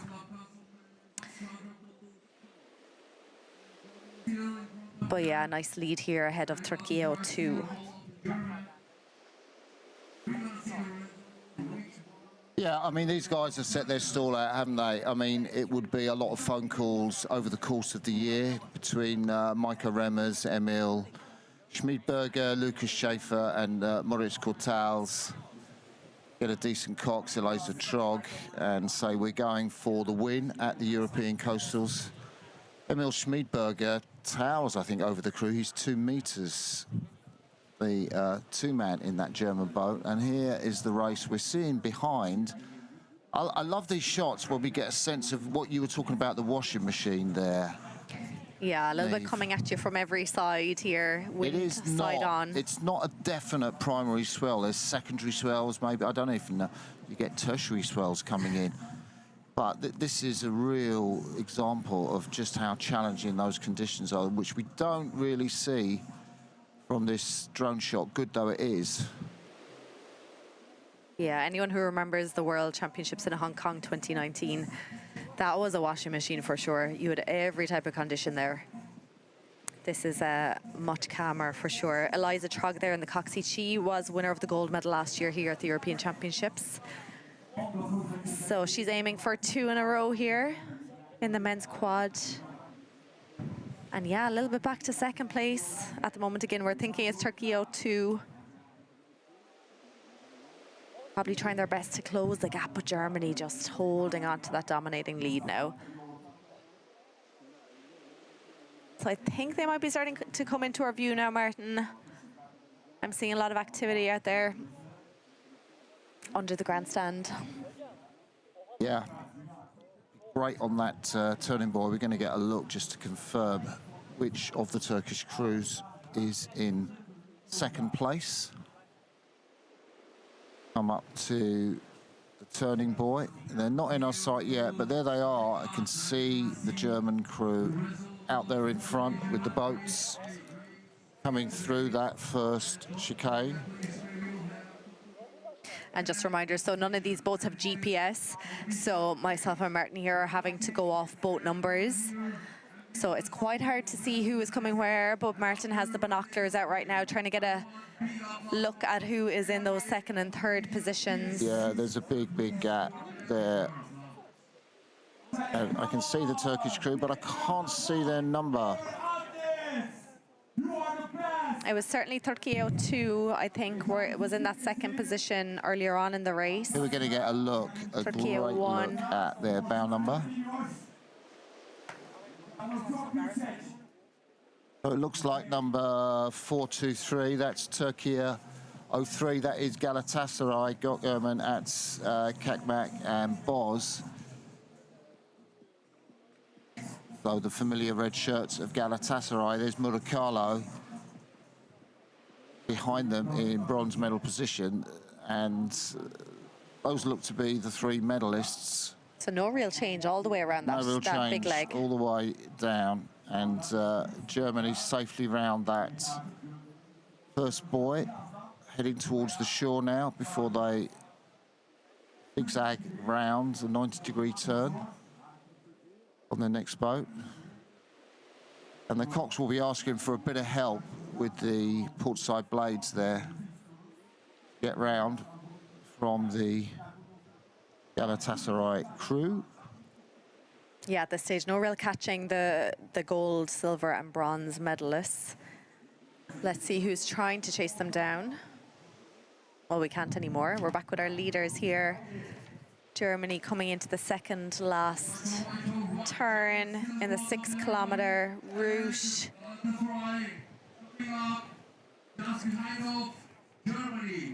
There we have 4:10, so that is Portugal in that 4th position. They were involved in that earlier crash.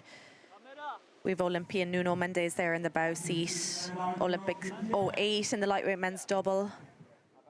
Yeah, he was in the London Olympics too, finished in the final, I think with Pedro Fraga, Nuno Mendes. 41 years young now, rowing with Duarte Castro, Claudio Rodriguez Barbosa and Nuno Goncalves Coelho. Yeah, we've seen Rodriguez Barbosa in the beach sprints the last couple of years as well. So Germany on the home run now, and they are going to absolutely plough that boat at this speed into the beach in front of us. So this is where the fun happens, when all the quads start to land on the beach and all the boat handlers are descending here. But yeah, Germany, Turkiye 2.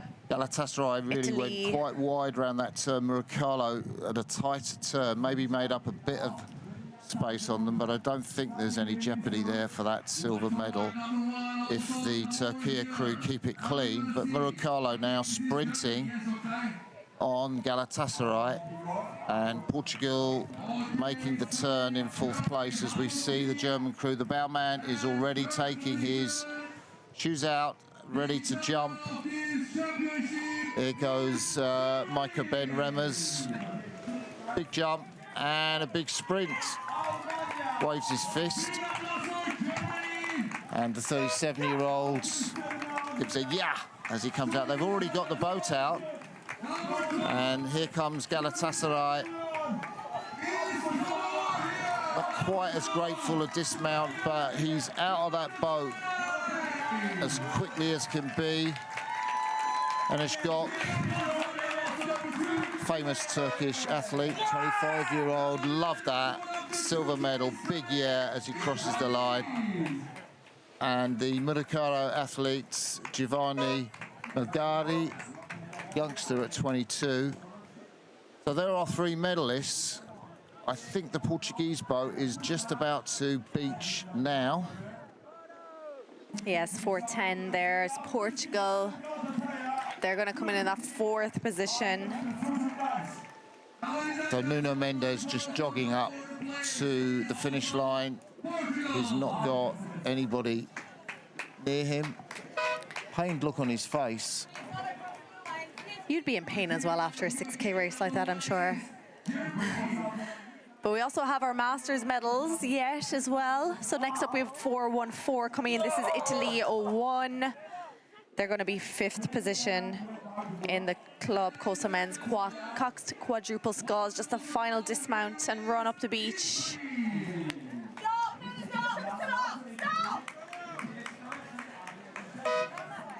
Fifth position there for Italy 01 from Milano and Lazio. So there are basically people who have no right to be here, wandering past our commentary position. And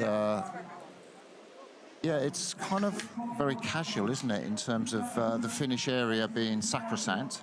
A little bit. They're doing their best to police it. So next up we have 412. I think this is going to be our Masters winners, Czechia.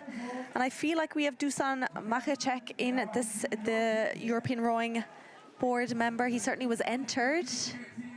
He's in the 3 seats. Oh wait, we have 413 on our screens right now. Oh, that's a big jump. That's Fenerbahce, isn't it? Just running up from the Turkiye with that yellow and black. So they're our 6th.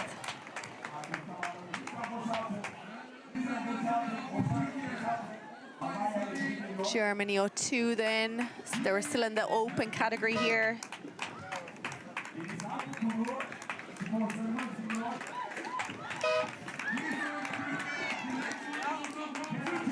Four, 2, 1. Lots of Turkish crews crossing our line here.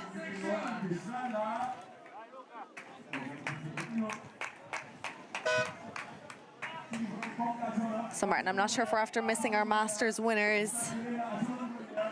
They all came in together there. They did all come together, and I'm sure that'll come out in the wash. That might have looked like a Turkish Masters rower there. They were crews from Czechia, Turkey from Kanakkale, and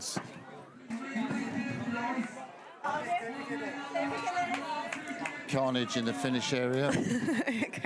Another Turkey athlete crossing the line. You can't quite see the boat numbers because there's a kind of big dip in the beach, so we have to look for the names on the one piece. 4:01 now, And just coming into the that's, beach. Turkey 7, that was Etam Danis Atekoglu, youngster. Tim Fenimore there, Great Britain 01. Barbarians and Dolphin. We see him at all the international coastal events, looking very happy. And here we have Czechia, Masters crew. So we don't know if they've won yet. So that is Jiri Melechi. Well, definitely Great Britain 01 were ahead of them. But I'm not sure if Türkiye 08 beat them.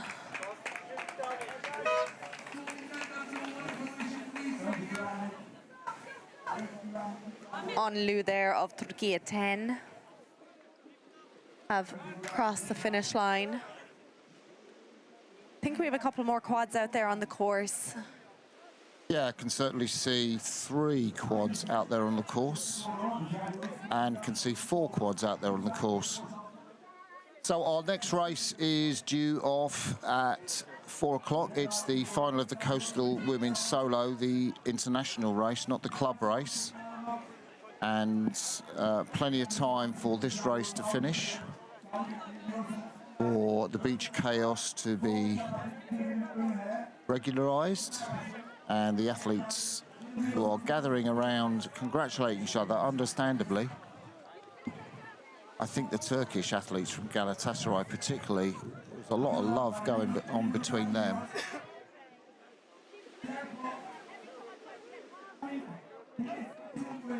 So 4:25 we have next. So 4:25 is Türkiye 09. And a lot of Turkish crews. And crossing the line then, that was Hakan Bayram, 47. 4:18 here, Türkiye 11. They're coming in to take their final few strokes here before they make their exit out of the boat. And then still 2 more to go after that. So I think we have 3 quads coming in towards the finish line.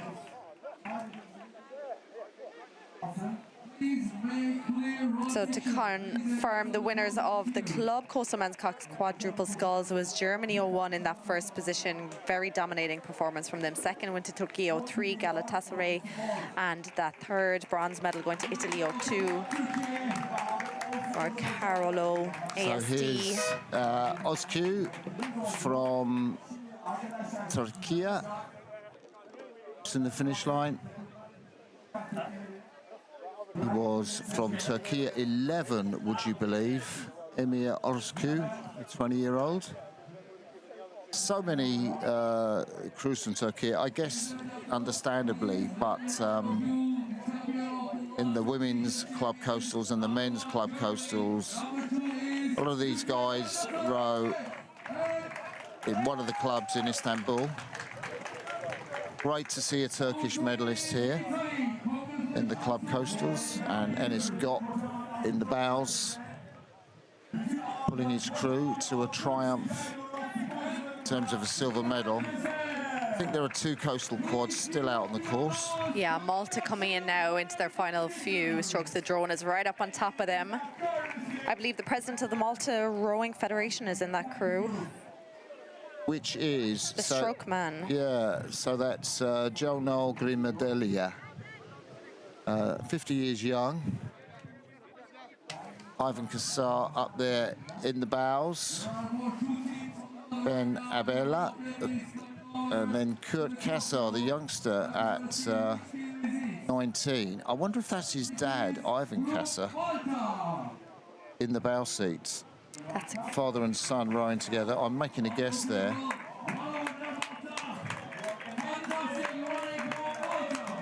He is happy. We love to see it. So I think that's Ivan, the older of the two Kassars in that boat. Glorious to finish in any event here at the European Coastals. And one boat still to come in. I'm guessing that might be one of the Masters crews. 433. Türkiye 08, yes, you're right, one of the Masters. So these guys will be so pleased they completed the course. They won't be getting a medal because with just 3 competitors, I think medals only go to the first and second place athletes. But bowman, the 55-year-old Hasan Kakir, will jump out of the boat. Or maybe he won't jump out of the boat. He'll swivel round. Swivel. Yeah, and then take a little jog. Well, he breaks into a run, actually, Hassan, as he crosses the finish line with a big smile on his face. So that was our third Masters cruise. So to confirm the Masters results, it was Great Britain 01. The composite of Barbarians and Dolphin took the gold in that. In Ferramore, we saw coming over the finish line Sean Sinclair, John Osborne, Ricky Rule and Andrea Davies Coxing. And then that crew from Czechia, Masters crew, winning the silver medal. So we'll have all those victory ceremonies coming up a little later on. So I think we've told you already, and just a reminder that the next race starts in 7 minutes. We're going to come back with a couple of minutes before the race. It is the Coastal Women's Solo, which is for National Federation, and then our afternoon will be finished off with the Club Coastal Women's Doubles before the medal ceremony. Bye for now.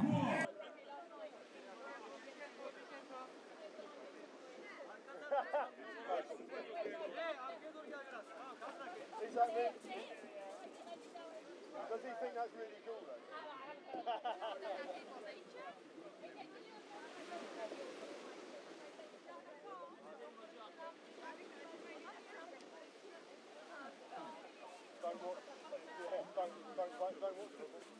Bu açıya da girmesinler.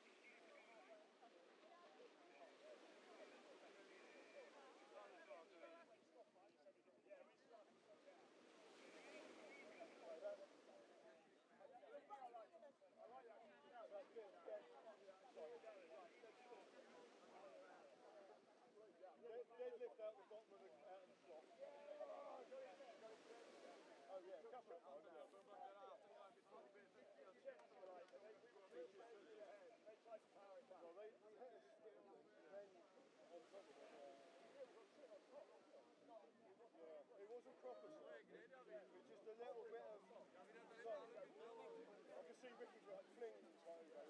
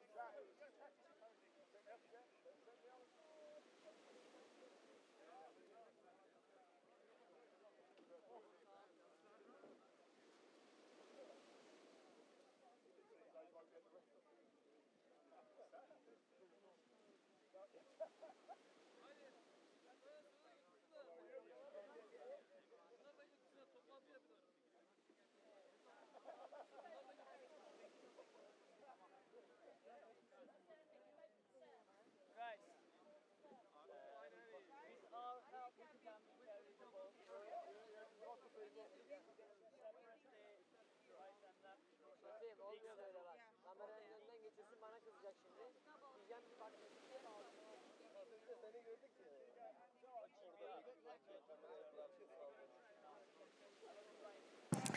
So welcome back. We're at the start of the Coastal Women's Solo. This time it is the member federation or the national federation race. So we have 9 entries who are representing their country. We have Jessica Berra of France, who we saw earlier on. She won the club Coastal Women's Solo. We have Lola Garcia from Spain. We have Alexandra Barvecic from Poland 02. Carlotta Gonzalez Gill of Spain 02. Bass Andre Megan, who was son both of Great Britain. Alexandra Andreevska from Poland 01. Kiara Halama, Austria. And Siri Eva Christiansen of Norway. So 9 competitors here. So it's the French sculler, Barra, again out in the lead. She's already won the club coastals, now racing as the national. And, boat number 101 is Juan Lola Garcia from Spain. There is a boat over this side, 129, the Austrian. That's Carla Halma. Take a note of these boats, 129, 106. You're looking out for these at home, and your favourite athlete, I guess that's 126. Yeah, so apologies for that. Another rookie mistake. Forgot to turn the microphone on. So it's crew number 101, Lola Garcia Juan out in front, and crew number 106 in second place, or 106, that's the British sculler, the Bass Andre. Yeah, Flatwater Rower. She's a new name that we're seeing here within the coastal circuits here, but she's off to a fantastic start here. We had mentioned there Jessica Berra, who had won the Club Coastal. She was out in the lead early on, but just starting to fall back ever so slightly. She's already had 6K under her belt there about an hour ago. Yeah, and Bass Andre, the 26-year-old, graduated from the University of Tulsa, and she learnt to row on at the Isle of Wight, just south of Southampton and Portsmouth in Great Britain. Rows for Shanklin Rowing Club, coached here by Tom Patish, who runs the Olympic British squad for beach sprint. Lola Garcia, then Spain 01. She's in boat 101 there. We saw her at the beach sprints at the European Championships the last couple of years. She raced in the mixed double last year, finishing 4th. And the year before, she was in the under-19 women's solo. She also raced in the mixed double this week. So how much harder is it for singles in this crosswell than it is for the quads? We just saw the men's Cox quadruple sculls. I mean, do they have an easier ride, or are they all getting thrown around? Oh, all get thrown around. Less stable when you're on your own.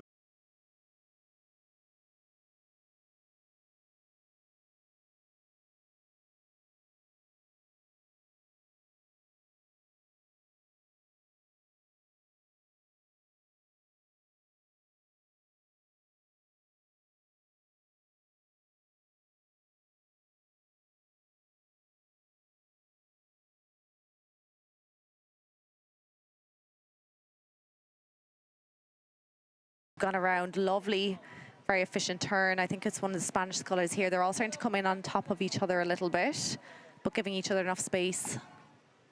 Yeah. I want to say that was Lola Garcia Juan, boat number 101, 127 there is the Polish sculler, Alexandria Andrzejewska, mountain biker, turned into endurance coastal. So you saw her left hand there just slipping, the blade slipped out of the water a little early because she had to kind of recorrect herself slightly just to make sure she's on course. So what you saw there was the second turning point that you just row around, and now It's all the more impressive. yeah, she raced last year at the World Championships in Genoa. She was 8th in the women's solo. The year before she finished 8th as well. So here she is at the Europeans. She actually won the Europeans back in 2022, and it was on the beach sprint, the run, that she actually won it. So I'm sure she's been practicing her run again. So yeah, we're seeing things spread out a little bit. Yeah. We're seeing the leader right up the top of your screen. So I don't want to jinx her or anything, but if this sort of stays the same, is this going to be Britain's first gold of the European Coastal and Beach Sprint Championships? Yeah, certainly looks like it. Well, there we go. No, sorry, they won a Masters. Oh, Men's they won Masters. a Masters. Does that count? Yes, of course it counts, Martin. Yeah. Of course it counts.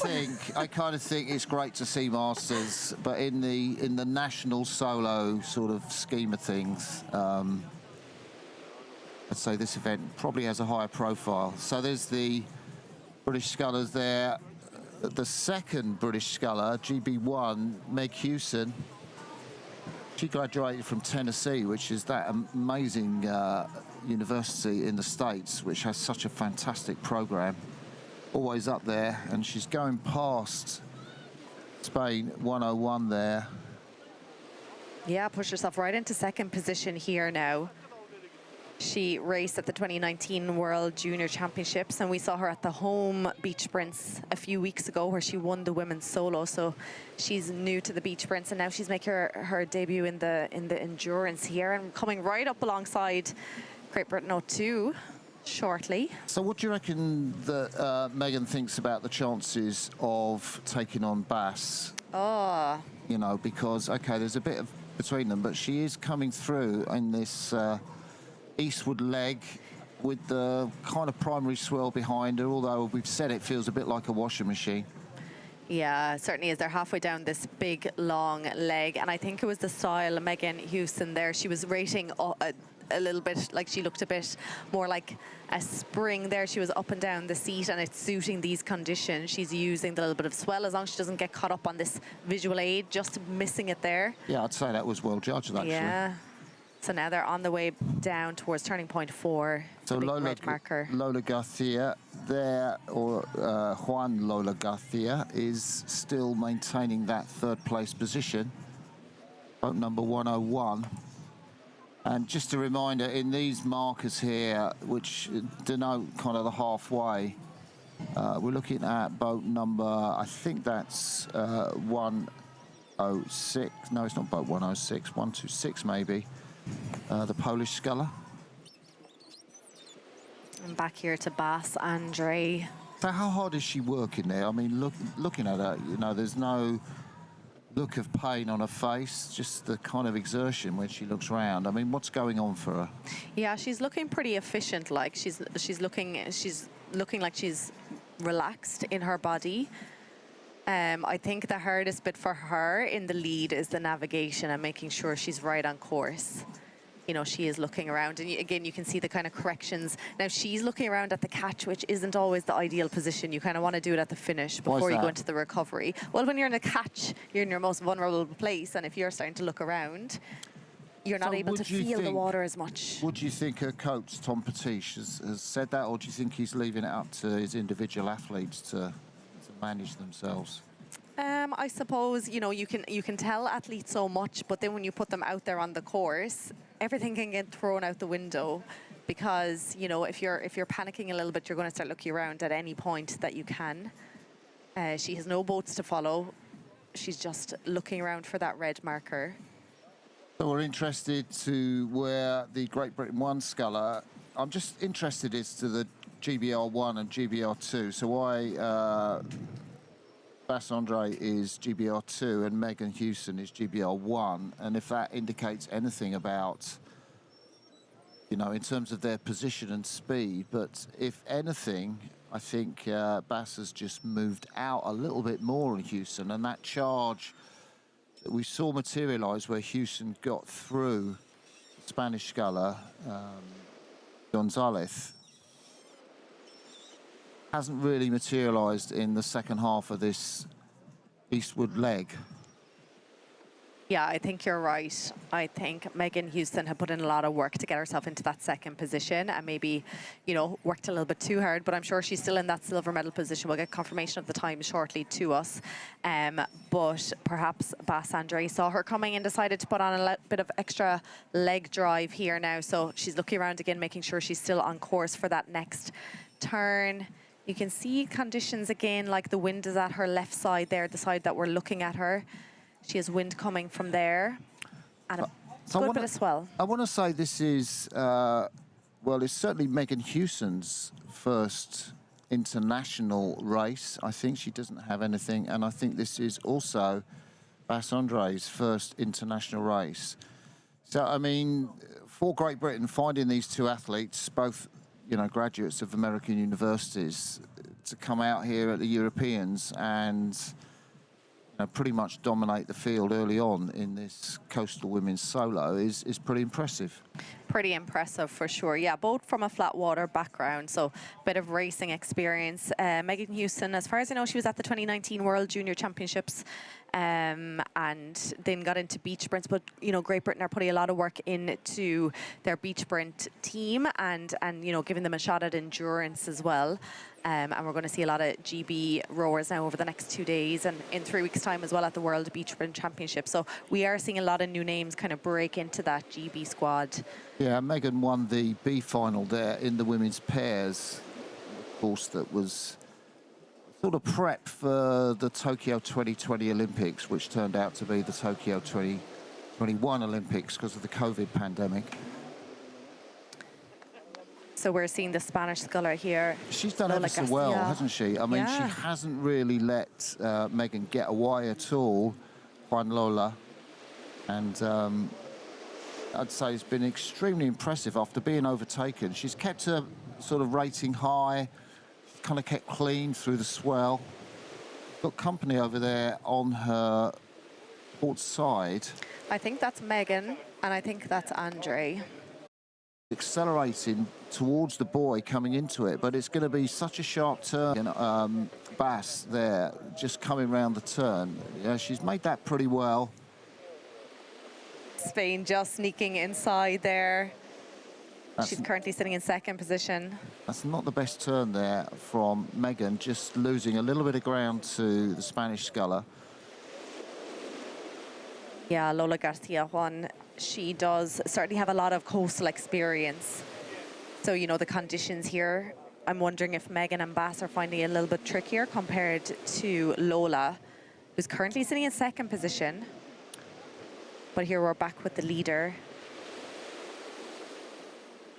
Yeah, well, Lola Garcia is just 19 years of age, and she has the experience, as you said, last year in the Europeans, from the coastal mixed double and the coastal mixed quads at the Worlds and a whole host of coastal juniors. So she is the experienced coastal rower here, even though she's just 19 years of age.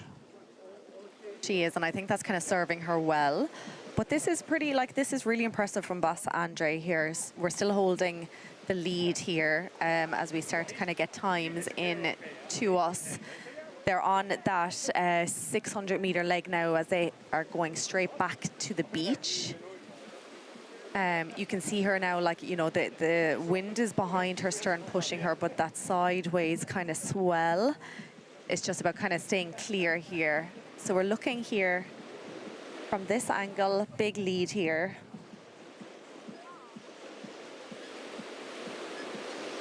Yeah, so we were looking at what we thought was a close contest, but this seems to be a much bigger lead. So I guess we were looking at a different drone shot there, and Bas Andre all the time was out in front. And I guess we were looking at the race for second, third and fourth, which we just assumed was the race for first, second and thirds.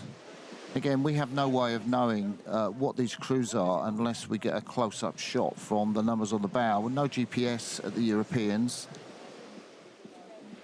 So here's the 90-degree turn for the westward leg for Bass-Andre.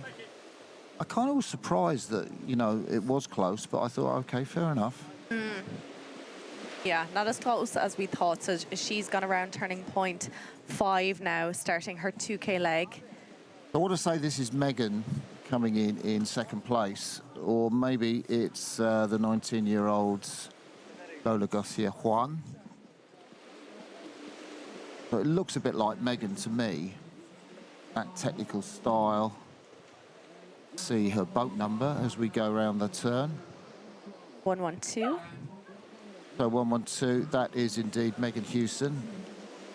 And the 19-year-old in bronze medal position, being tracked by boat 103. Siri Eva Christiansen. Eva Christiansen. From Norway, who we hadn't even talked about yet. Bob women's solo earlier on. So she's currently sitting in 5th. Boat 129 going around there, which is Chiara Halmer. She was a little bit close up earlier on. But it's the French boat in 5th position, 113, Jessica Berra, won the club solos earlier. So yeah, with over halfway through the 6K race now, and there's over 30 seconds separating first and second position. Bass-Andre there was still holding on to that big lead. We thought second, third and fourth position had come on top of her, but absolutely not. She'd opened up 32 seconds of a lead. Megan Hewson then of Great Britain in second position at the moment.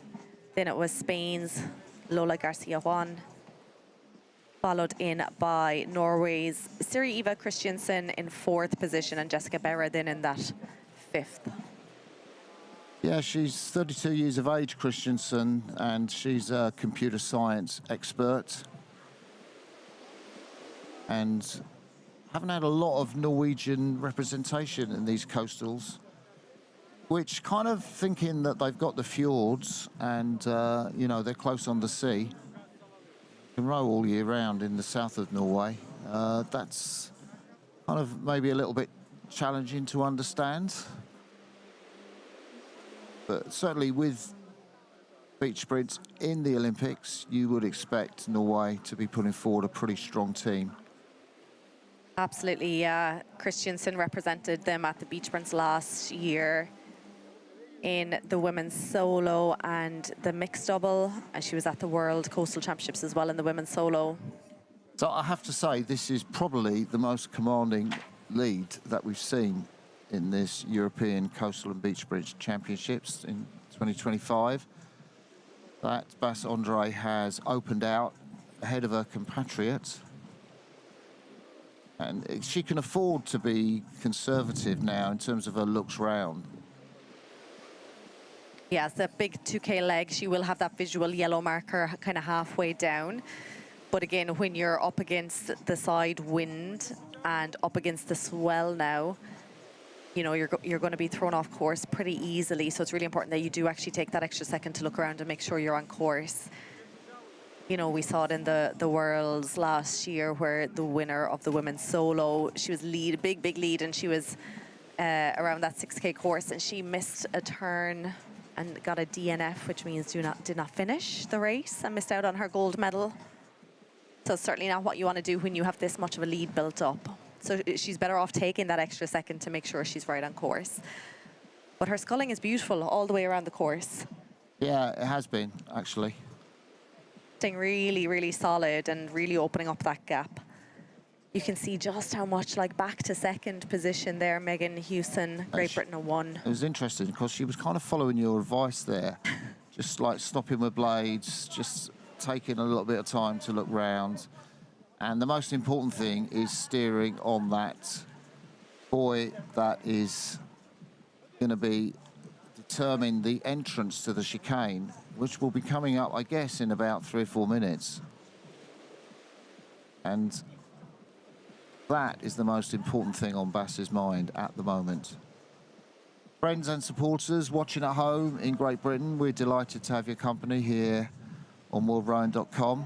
If you are following us, I'm sure you're delighted with the British performance in this race. Bas Andre currently leading this race. Megan Hewson in second place, the 24-year-old. And in third place, it is Lola Garcia Juan, 19. Yeah, this shot is incredible. Like, it's showing how much of a lead she has here. And I think she's going for a big, kind of powerful finish out of these strokes here, trying to work her way through the bit of a swell here that's up against her. So that's kind of the halfway mark on this 2K leg. Mentally, this is tough because you still have another 1K to go on this straight leg. So what's that going to be, about 4.5, 5 minutes for her? I think, depending, because she's into the swell. So if it was on a sort of 2K course, I guess 1,000 meters might take you about 4 minutes at this kind of pace. Take a little bit longer into the swell. Yeah, but her boat is moving super smoothly through it. Like, close-up shot here, so you can see, like, it's a little bit choppy. Nothing crazy, but she's staying in control of her blades, and that's the most important thing here. You know, she's making sure she's pulling really, really clean strokes. So again, this is just a visual marker here, so it doesn't actually matter which side the rowers go to this. So zoom in there, boat 108 going through the marker. That's Christensen, the sculler from Norway, the computer scientist. She has a healthy lead. Did we say Christensen was in 4th or 5th position? She had been in 4th at kind of the last turn. And so here we have the next sculler. I think that's the Austrian sculler, Chiara Halma. Is that those red and white blades? But yeah, we're coming up to 24 minutes of rowing here for these solo scullers. Yeah, this is another great shot, isn't it? You see the challenge of the conditions. You know, swell's hitting her from all sorts of directions there, really, isn't it? Absolutely, yeah. But she's staying, you know, quite relaxed and taking her time on the recovery, on the catch. Big look around there. She's nearly looking around as she's pulling her stroke, which has to happen sometimes. So, but maybe better off doing it at the finish and just pausing for a second. But yeah, you can see even at the catch, if you have a look at her hands and the height of them, you know, one, like her right one just went up in the air, then the left one did. So she's actually maneuvering this really, really well.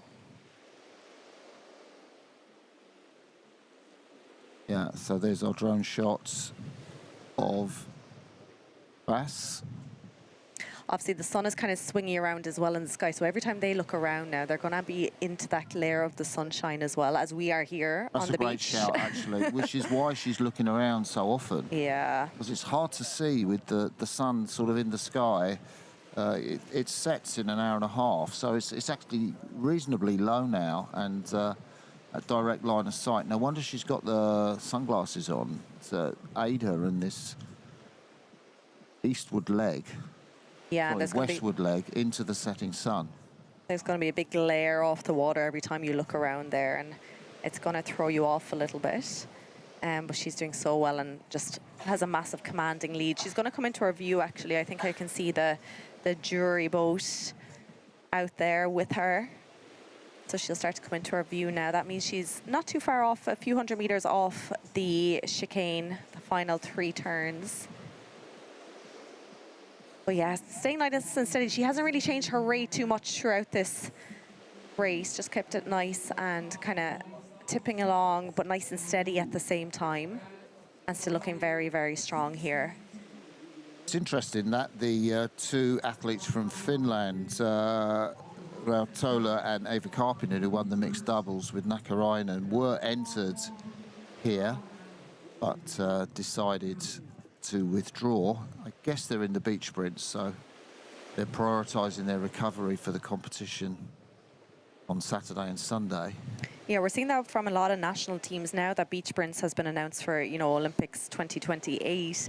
You know, we used to see a lot of athletes doubling up in the endurance and beach sprints, whereas now they're starting to focus on one or the other, more so the beach sprints, because obviously that's the one that's going to the Olympics.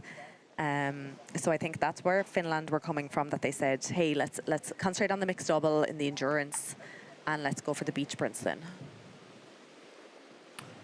Yeah, so Olympic focus already, and it's just 2025, 3 years to the games in Los Angeles. The beach sprint rowing will take place on Long Island there, which is the beach next to the rowing course.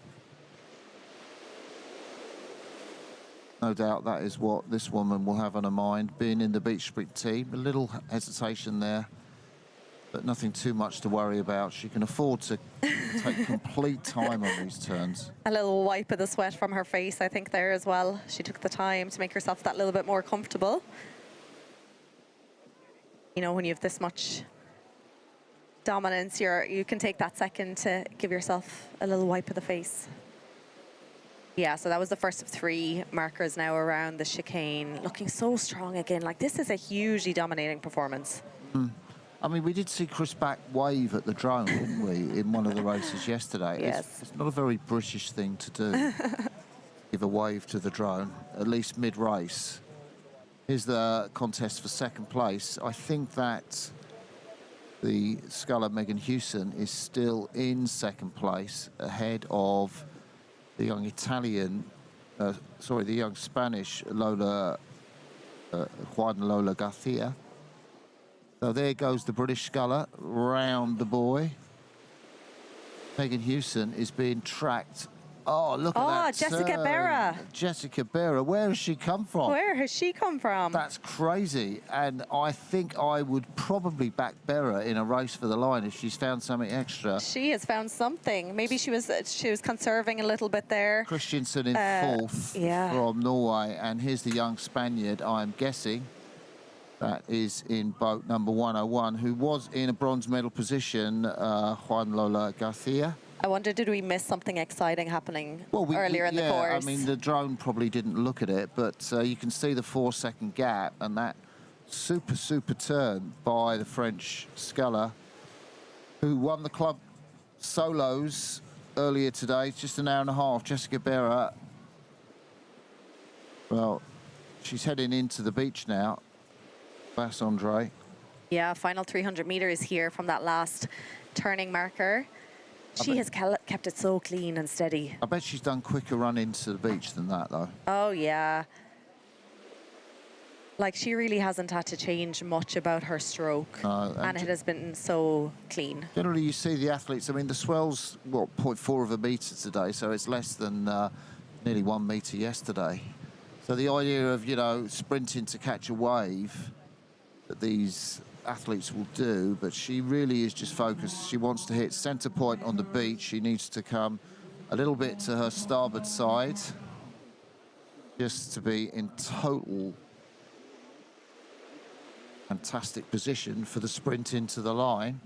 Just clearly getting a lot of power and watts out of those legs to be dominating that much. She's got long legs, hasn't she? Yeah, Very long legs, yeah. Yeah, dominating performance right from that first leg. Bass Andre. Pole position on the beach, right in the centre for Bass there. Nice dismount from the boat. And time to look around, time to smile. Time to run through the line. Kind of job done there, really. Not too much in the way of celebration, but deep satisfaction inside. And look at this. This is boat 113, the French sculler, who's going to win a bronze medal. Behind Megan Hewson at this point, the British sculler still will feel there is jeopardy in this race. Yeah, Jessica Berra is coming in straighter towards the finish line here for the run. Megan is going to have a bit of a longer run. Can Jessica catch a wave? Not that there's too many waves right now, but it is Megan ahead of Jessica Berra right now. She's going to get out that boat so quickly, isn't she, Megan? She is just not going to leave anything to chance. The exit from the boat will just be like the beach sprint. There she goes. Massive sprint, not to leave anything to chance. She is going for it.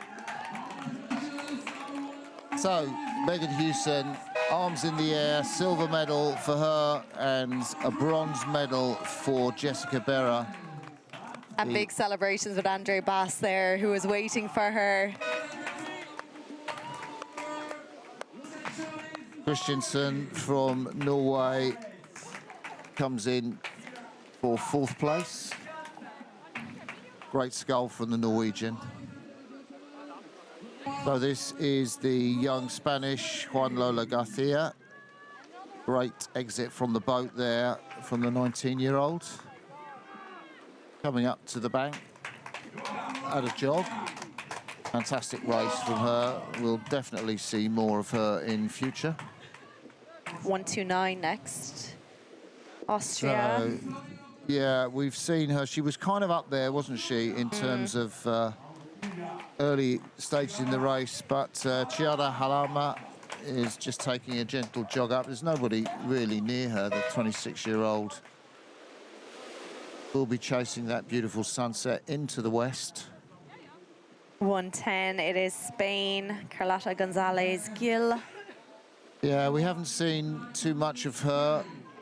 She's a Tudense. She comes from the city of Tui Loti, which is around in Ponta Verda. And the Tudense comes up to the line now. Little jump across. Only 9 athletes in this women's coastal solo. I think we have 2 Polish scullers still on the water. First one starting to make their final approach, about 20 strokes to go. Yeah. We have a 127. Andrzejewska and Woroshewiec.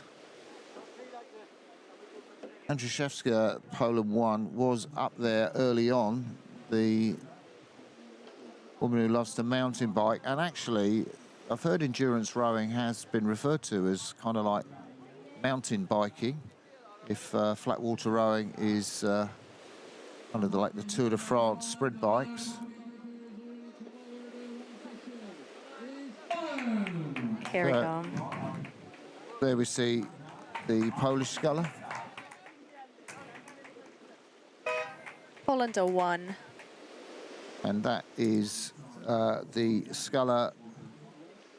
I'm going to say they're both Alexandra. So Andrusheva, Alexandra Andrusheva, the mountain biker, I think, crossing the line. Coached by Pat Piskolowski. They've got different coaches. Mike Rychicki is coaching Woroshewiec, who is the final sculler that we are waiting for. And where is she? She's just after going around the 3rd last turning marker, so she's on approaching the 2nd last marker. So she has been working hard, hasn't she, the 21-year-old? And not so much experience. This is her first competition in the big time. Yeah. She's competed in internal Polish competitions on the Baltic. But first gold medal for Great Britain, not counting Masters in this European Championships. The 2nd last turn here, nice little dig at the right side, maybe slowing her down a little bit. She's having to kind of re-accelerate and restart her boat now. So making her way parallel across the shoreline towards the final marker. And this is going to round out the Coastal Women's Solo National or Member Federation race. Yeah, she's got about 2 minutes to go in this race. And she's going to be close to 40 minutes, but she will go sub 40. Not have much doubt about that. And Woroshewiec going round that final buoy, little dig in with the starboard side blades, pull round. Nicely done. And the officials are waiting for her at the finish. The other competitors have kind of left the scene to celebrate. She's a little bit off course there in terms of where she's going. She's heading for the right-hand side of the beach, and she kind of wants to stay. But on the right-hand side is the reef, and that's where the other crews boat from. We have got another race coming up, which is the Club Coastal Women's Doubles, which starts in 3 minutes. Yes, the starting balls are just being put up now to mark the 3 minute to the start. The final endurance race of the European Rowing Coastal Championships. Getir buraya, getir buraya, getir buraya. We're just getting set with our boat numbers to be ready to go for the final race of the day. But here we have beautiful shots. The drone is staying nice and close to the final sculler here out on the water. This is Poland 02, Alexandra Barczyk, flat water rower. Have you go at Coastal Endurance here. Nice handy stroke right here as she comes in. Unfortunately, there's no real waves to kind of surf in today. We had beautiful ones yesterday, but it's pretty flat here now as they come in towards the shoreline. We're seeing our helpers, boat handlers, running to make sure that they grab the boat as she jumps out. So here we have the final women's coastal solo. Poland 02. Wojciechowicz. Thumbs up. Applause from the officials. He looks absolutely all in, I must say. Well done, Alex. Great to finish. And walks off to the back of us, and her boat's carried away. You can see the boat handlers doing the job there, carrying it into the sunset. We look out to the start. There is just 2 minutes to the start of the final race of today, which is, I think, the Club Coastal Women's Doubles. Due off any moment now. Yeah, we have 2 balls still in the air, which means we're into the 2 minutes, and one of those just drops. So 60 seconds to go now to the start of this race. They're all lined up just behind the start line. 16 doubles out there. Nice spaced out here. Well, a little bit of bunching on the inside again. I think they've been watching the previous races and know that there's probably that bit of a straighter line. They want that inside line to the first turning point.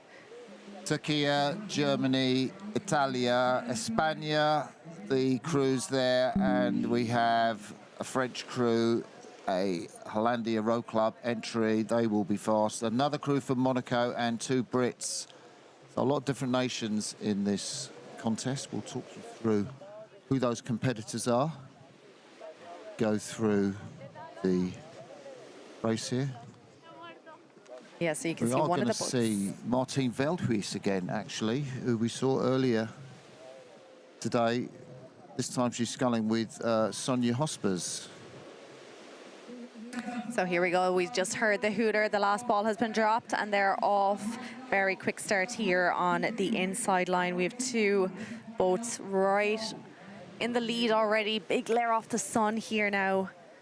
Yeah, so just a reminder, if you're tuning in for this race, if you're one of the friends and family of these women racing today, the way we tell positions is our friendly drone operator flies close, and the boats have big numbers on the bows, and we look for the numbers and then we tell you who's in the lead. We do get intermediate time positions, the crews, the umpires on the marker, but that looks a leading crew out on this side early on. Not by much though, it's all very close. You can see 1, 2, 3, 4, pretty much 5 crews, 6 crews within a length of each other just after a minute gone in the race. Yeah, the wind slightly swung around more, a little bit, I think, southwest. It kind of feels like to our faces here. So that will be coming off towards their left side. So the left side of the boat is going to be hitting that wind. And again, we have that bit of a sideways swell as they head out towards the first marker. So Italy 01 here, closest to us, France 01. Yeah, so the Italians, Violante Lamo and Dimitra Boschi in 215, and the French crew, Franco won there, 2:11. Charlene Le Breton and Marine Delano. Boat 213 that's trucking along, looks to be in the lead there. That is the Monaco boat with Janine Roche and Gaia Giovanni, who is in the mixed double sculls with Anton Cantonelli. I think they got a silver medal, if memory serves, in that race. So she's out on the water for the second time today. The 22-year-old Monégasque sculler from Société Nautique de Monaco. So what we're seeing now is all the boats are they're kind of merging in towards each other because they're all aiming for that same turning point. So they're all kind of coming into the tip of a triangle now, and this is where things can kind of get a little bit chaotic. So it's about trying to get as much clear water as possible. So yeah, 2:08. That's Hollandia Row Club. So that's Martine Veldhuis, 4th place in the Paris Olympics, and Sonia Hospers, the stroke woman, again, another great flat water sculler. Her heroes are Rooster Young, and in sweeping, Eve Stewart, who was the British Olympic bronze medalist in the 8s, but she did row in the Netherlands for Neerhaus. Veldhuis got that 4th place with Laser Chaynards. Great result from those two. They were really closing in on the field, nearly snatched bronze medal in the run-in to the Olympics. Yeah, they've got themselves into the lead here now. Their bow is just ahead of Monaco in 2nd position. Netherlands getting very strong in coastal rowing over the last couple of years. They won quite a few titles there last year in Genoa, but you can see now Monaco coming right up alongside them. So Netherlands just have their bow ahead of them, and if they can put on a little bit of an extra push here now, they'll get themselves clear of Monaco, remembering that the lead boat has right of way here, and if Monaco want to overtake them, they're going to have to go around them while Netherlands kind of hold their line. It's really important that Netherlands don't block Monaco purposefully. So yeah, they're making their way down. They're almost at that first turning point. It's a 1K leg. And yeah, they're going to be working hard to try and get to that turning point first. They do have that inside line compared to Monaco. Are going to have a bit of a longer trek around the first marker. Then in that 3rd position, I'm wondering if it's still France or Italy. They were up there in the first few places at the start. Yeah, well, we get a notion as they go around this buoy, the first buoy and then the second buoy, just to set them on that 2-kilometre run eastward. The Netherlands now they have that inside line there now, so they're around first, followed in by Monaco. The Netherlands turned fantastically there. The Monégasque crew just took a little bit more time, and I would imagine that we are going to get a time for the Netherlands as they go past this next buoy. Yes. Into the swell. Look at that. You think the swell's quite flat, but out there, actually, kilometre out towards the sea, they're really going through the swell there. And theoretically, the swell should be with them. So there's the Monégasque cruise.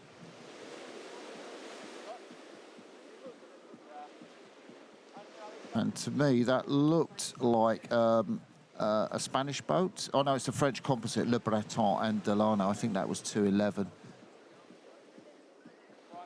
Sun is shining hard here on the boats and the white stickers.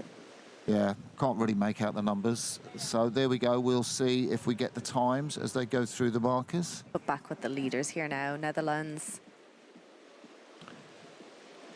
So yeah, having a quick look over the shoulder. So they're on that long leg, which is parallel to the shore pretty much. So this is 1,800 meters. So Sonia Hospers and Martine Veldhuis have a fantastic coaching team.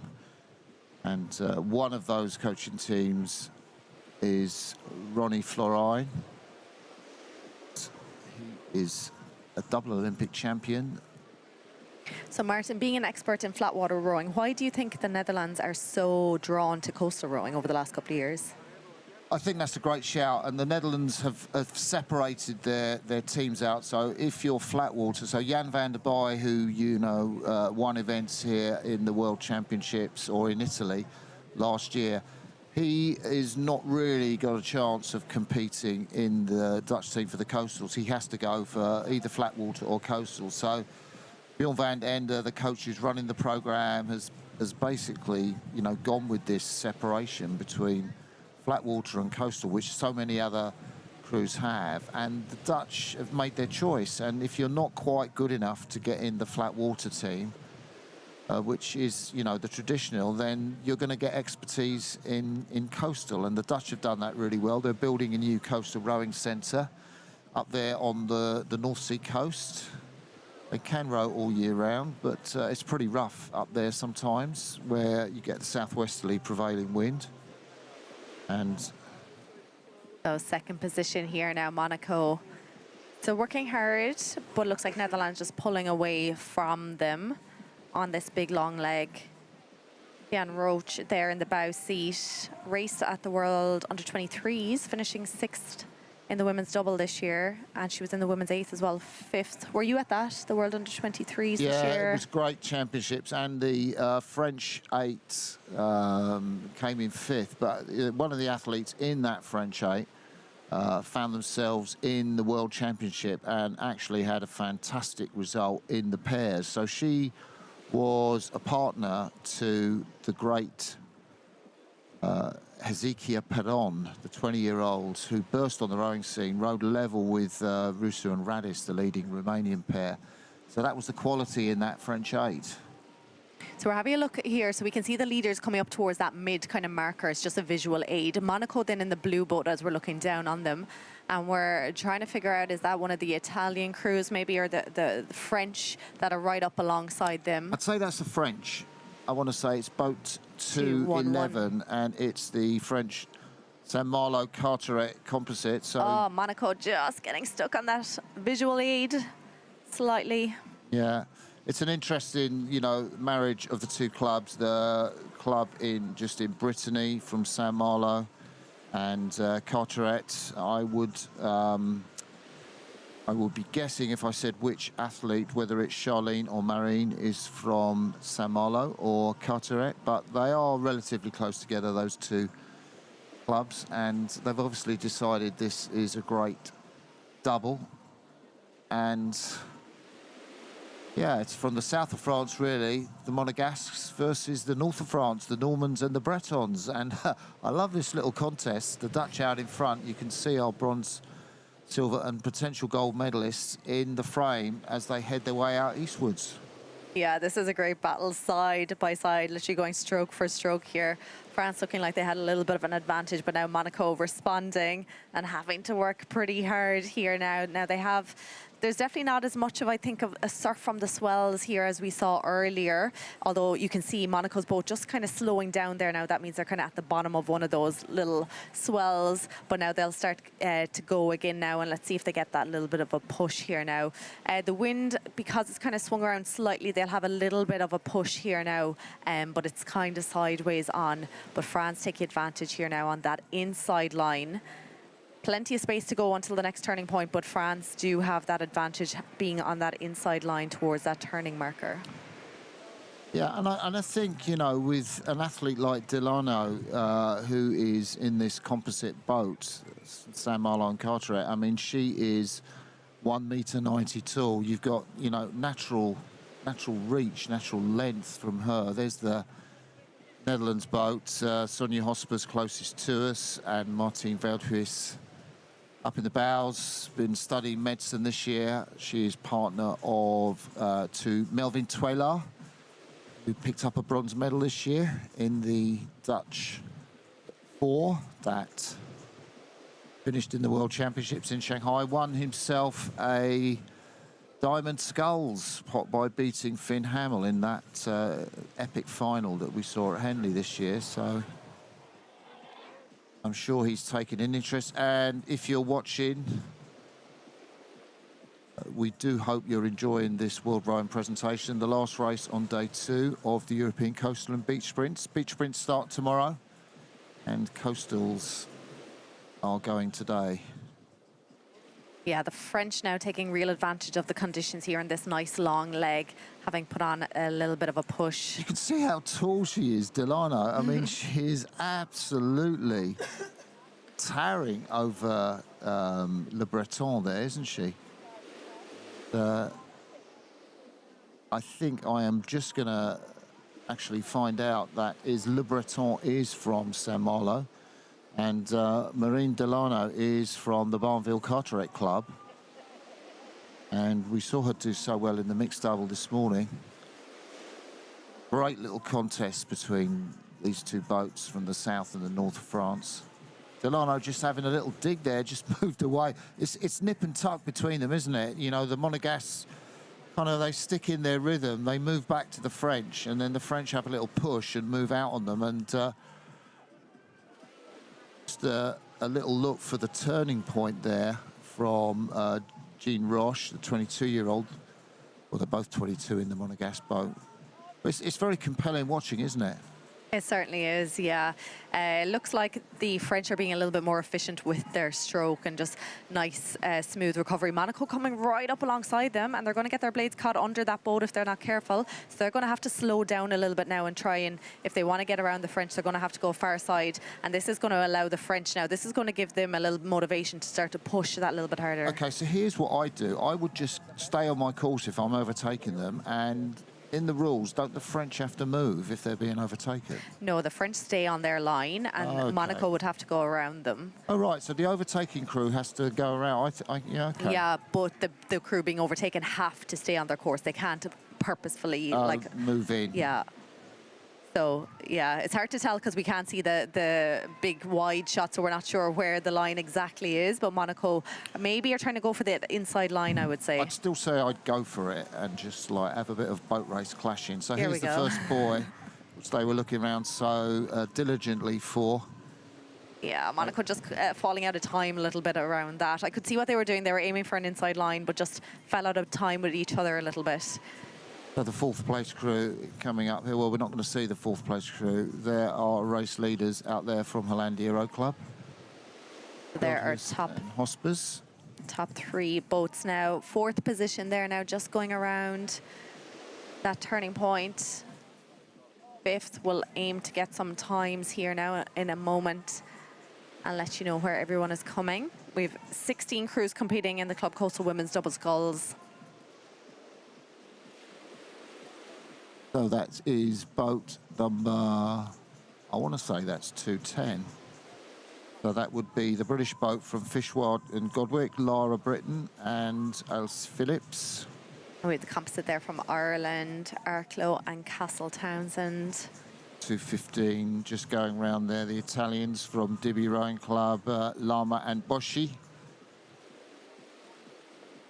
You're looking there, I think that's boat number 201 that we spotted, the Spanish second boat from the Alicante Club, Belda and Salas. They were followed in by Türkiye 01, and then there was a big gap back. The drone flew back, and there was a big gap back to the final few crews. But let's catch up with the leaders now again as they head towards the beach. They're in the side swell now, which is kind of coming from the west, although it's not as pronounced. Well, certainly it doesn't look as pronounced with the drone, but actually when you get a water level shot, you do see how challenging the conditions are. Yeah, so these are our leaders now already coming up to that next turning point 5. This is the crew from Netherlands, Hollandia Roy Club. Again, they have their pick of where they want to go, so they're going to opt to, I would say, just row around this one. That's a lovely little turn, though, isn't it? It is, yeah. I mean, it looked good because they didn't have anyone close to them to mess that up, but hardly lost any time. So let's see how the French do. Villano and Breton.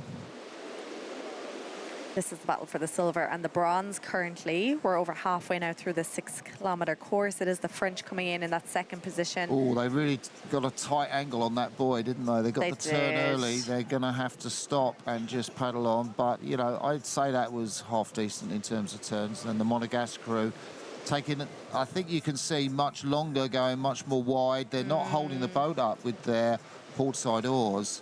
And I'd say in terms of turns, that's fairly disastrous for the Monegasque. Yeah. Am I reading that right? You are, Martin. They slowed themselves right down and added quite a bit of meters to themselves there. So whether they were in contention for silver or not, they're after pushing themselves back a little bit further into that bronze, but back with our leaders. And we're going to see how much of a lead they have here now over the French. Huge gap here now. We're over 16 minutes into this final. They're on that 2K leg now. So they're into the swell a little bit. So a lot of the crews, what we start to see is that they'll concentrate on the big long lie back just to keep the blades in the water for that little bit longer. And I'll have the boat move, but they'll keep the rate somewhat up because there's not a huge run in these boats compared to the flat water boats. Yeah, so I wonder if the French will allow themselves a little smile at that turn, but if it is a little smile, it'll soon be wiped off their face because they'll just be into focus and process on this long westward leg. There they are. Delano, you can see how tall she is, I think, in the stroke woman from the Barneville Carteret Club, halfway up towards the Cherbourg on the Cherbourg Peninsula, and Breton behind her. Jacqueline, younger of the two women. Is there a reason they would have put the taller athlete in the stroke? Well, I think that's a great shout. She had experience in the mixed double. She was in the stroke seat, and I mistook her for the male athlete, basically because she towered over her compatriot in the mixed doubles. And so I think she's got experience in that, and that pretty much that's why Arthur Samson was a mere 1.80 meters, so she had 10 centimeters on her crewmate in the mixed doubles this morning.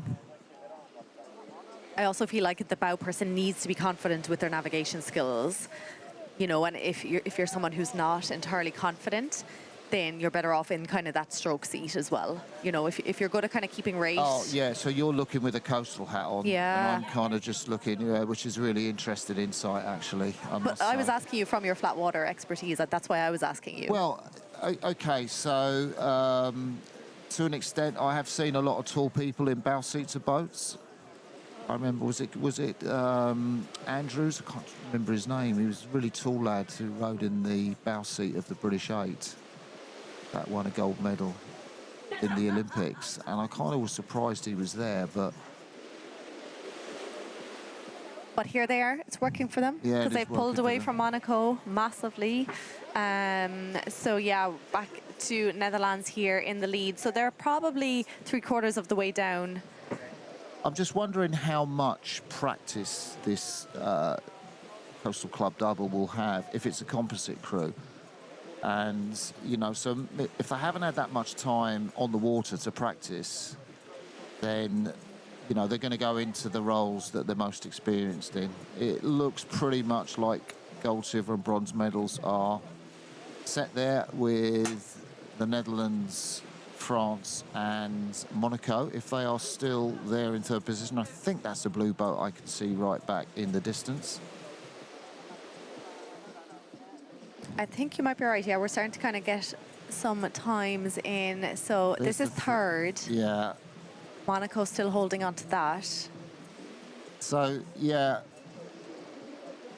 I think it's a decent scull from these two women. They are in third, and that was great. A little bit of camera skill from our drone operators. There's the Monaco crew, and I think being this close to the water, you do get a sense of just how they're, you know, really having to be in the moment and aware, because the boat is moving around each stroke. You're trying to do a similar pattern, but you've got to move your hands, you've got to be loose and relaxed in the shoulders, even more so than flat water rowing. You've got to be forgiving for the little mistakes. If you want perfect rowing, you're not going to get it in coastal.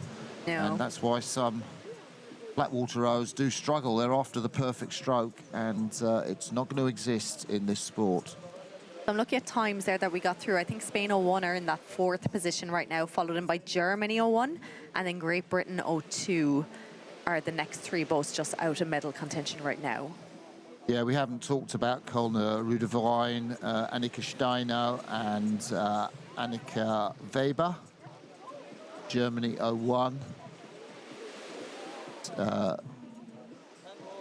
Those two athletes raced here earlier today. We saw Stein out in the Coastal Women's Cox Quadruples. It's the first race here for today for Annika Weber.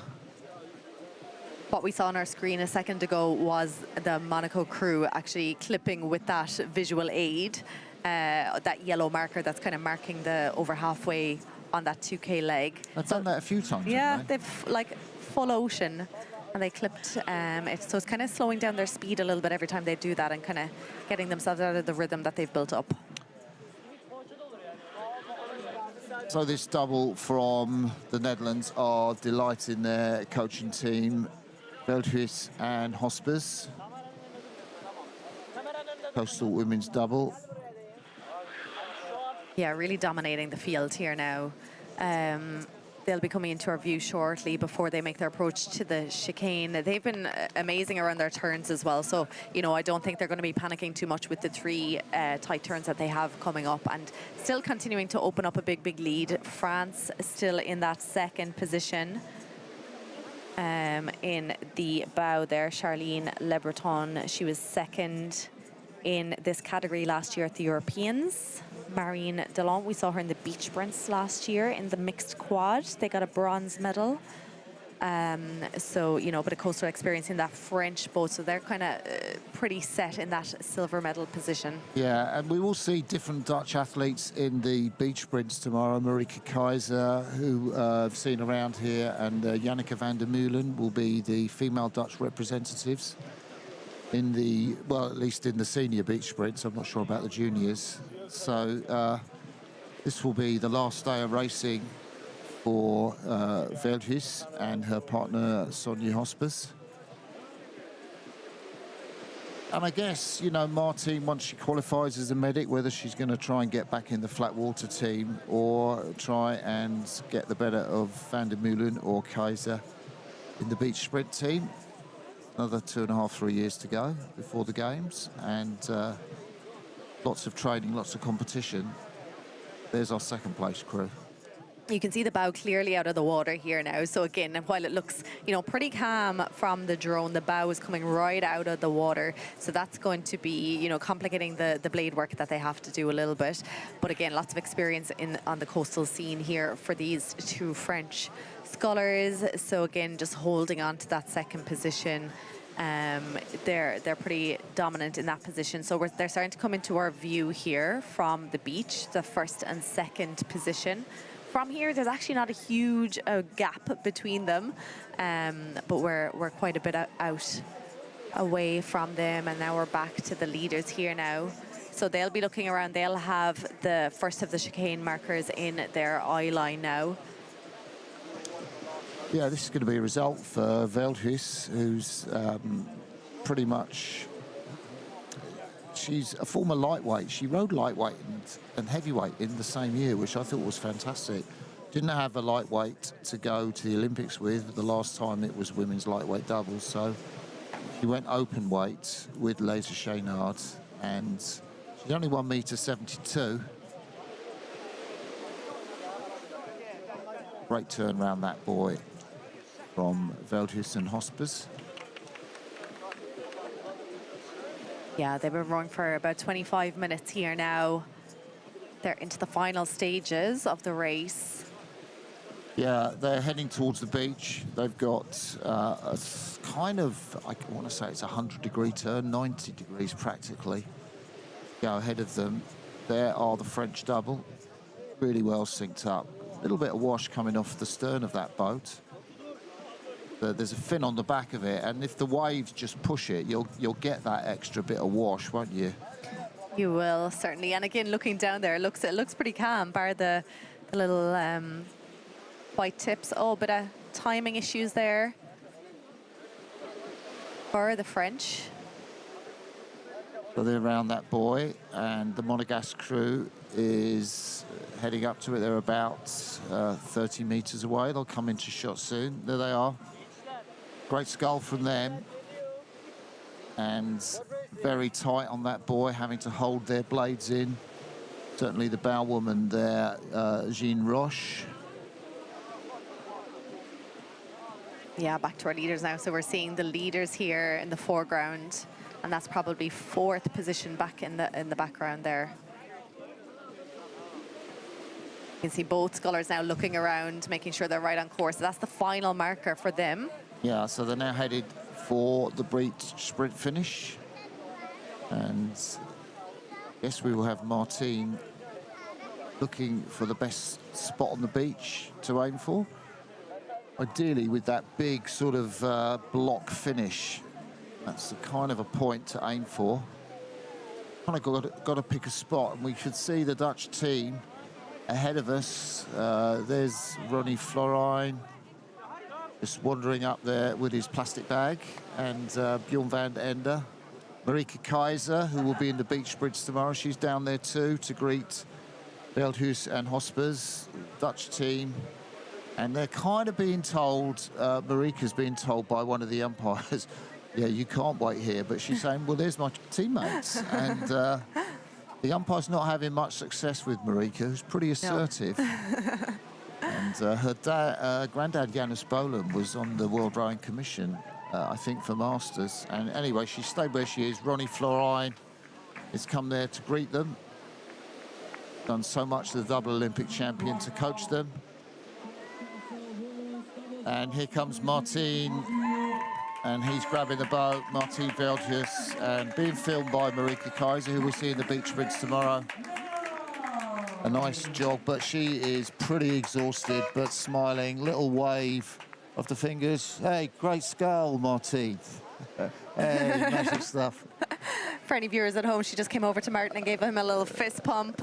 Yeah. We've known each other on Cross's Corner sense of the word, actually. So it's the French double coming in, the second place crew, and the French boat handlers giving them beans.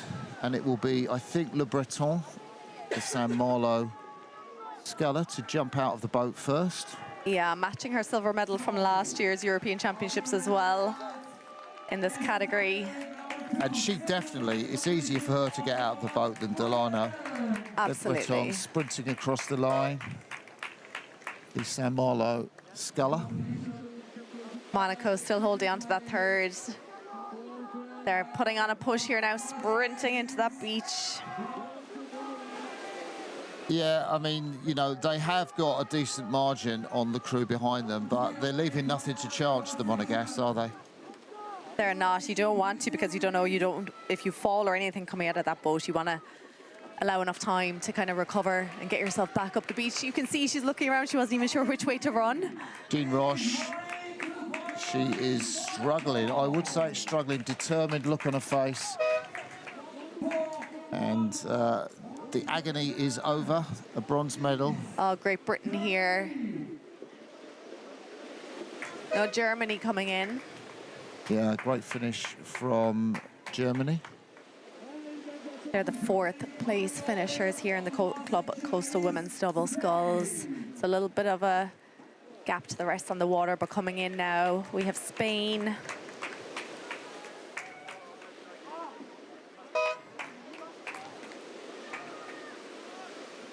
Yeah, that is the Spanish athlete Casanova walking right past us.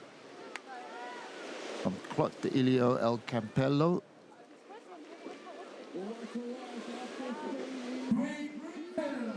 And there's another British crew. And I think that will be Barney Jones. Is that right? That's Laura Britton. Oh, Laura Britton, okay. She raced already in the mixed double today. She's with Ailes Phillips. From Fishguard and Goodwick. We have Marianne Kent of Arklow. She teamed up with Ella Cialis of Castle Townsend. But Marianne from the stroke seat. It was the first time we've seen the strokes person give that run up. Boats coming into the beach on the left, you can just see there. It's not the best place to do the running, but boat number 201 there, Bella and Salas from the Alicante Club. And Salas, she got out of that boat pretty quickly, I have to say. And there's the Italian athlete from the boat there, Violante Lama. She's got some nice South African socks on, I have to say. She did a race for South Africa at the beach sprint last year, would you believe? Oh, that's a good knowledge. Yeah. Well done. So a second Italian boat finishing, and that was the boat. Not sure, but Turkey just coming across the line. That's Sinem Uza or Asa Kozmak. I think final, maybe 3 boats out there on the water. Yeah, 3 boats to finish in this final race of the day before we get the medal ceremonies, which will shortly be underway. And we will bring you them, don't worry. One of the boat handlers with their arms in the air. I think one of the crews from Turkey. And he's holding his arms up to try and guide the crews in. He's actually from Great Britain, actually. Yes, Great Britain 01 are still on the water. So he's got his hands up and guiding them as best he can. I don't know if they can see his hands in the air, but they're in a pretty good position if that's them in the next boat. So 203, it is indeed the British boat. So it's a composite of Dolphin and Lanyon. That's Bryony Jones in the bow seat and Andrea Davis in the stroke seat. 45 and 51. Yeah, they finished 6th in the B final at the Worlds last year in Genoa, or 2 years ago, apologies, and 10th in the B final last year. Here comes Bryony. She already did this run today from the quad. Deja vu for her. And then final 2 boats coming in now to the finish line. Big sprint here.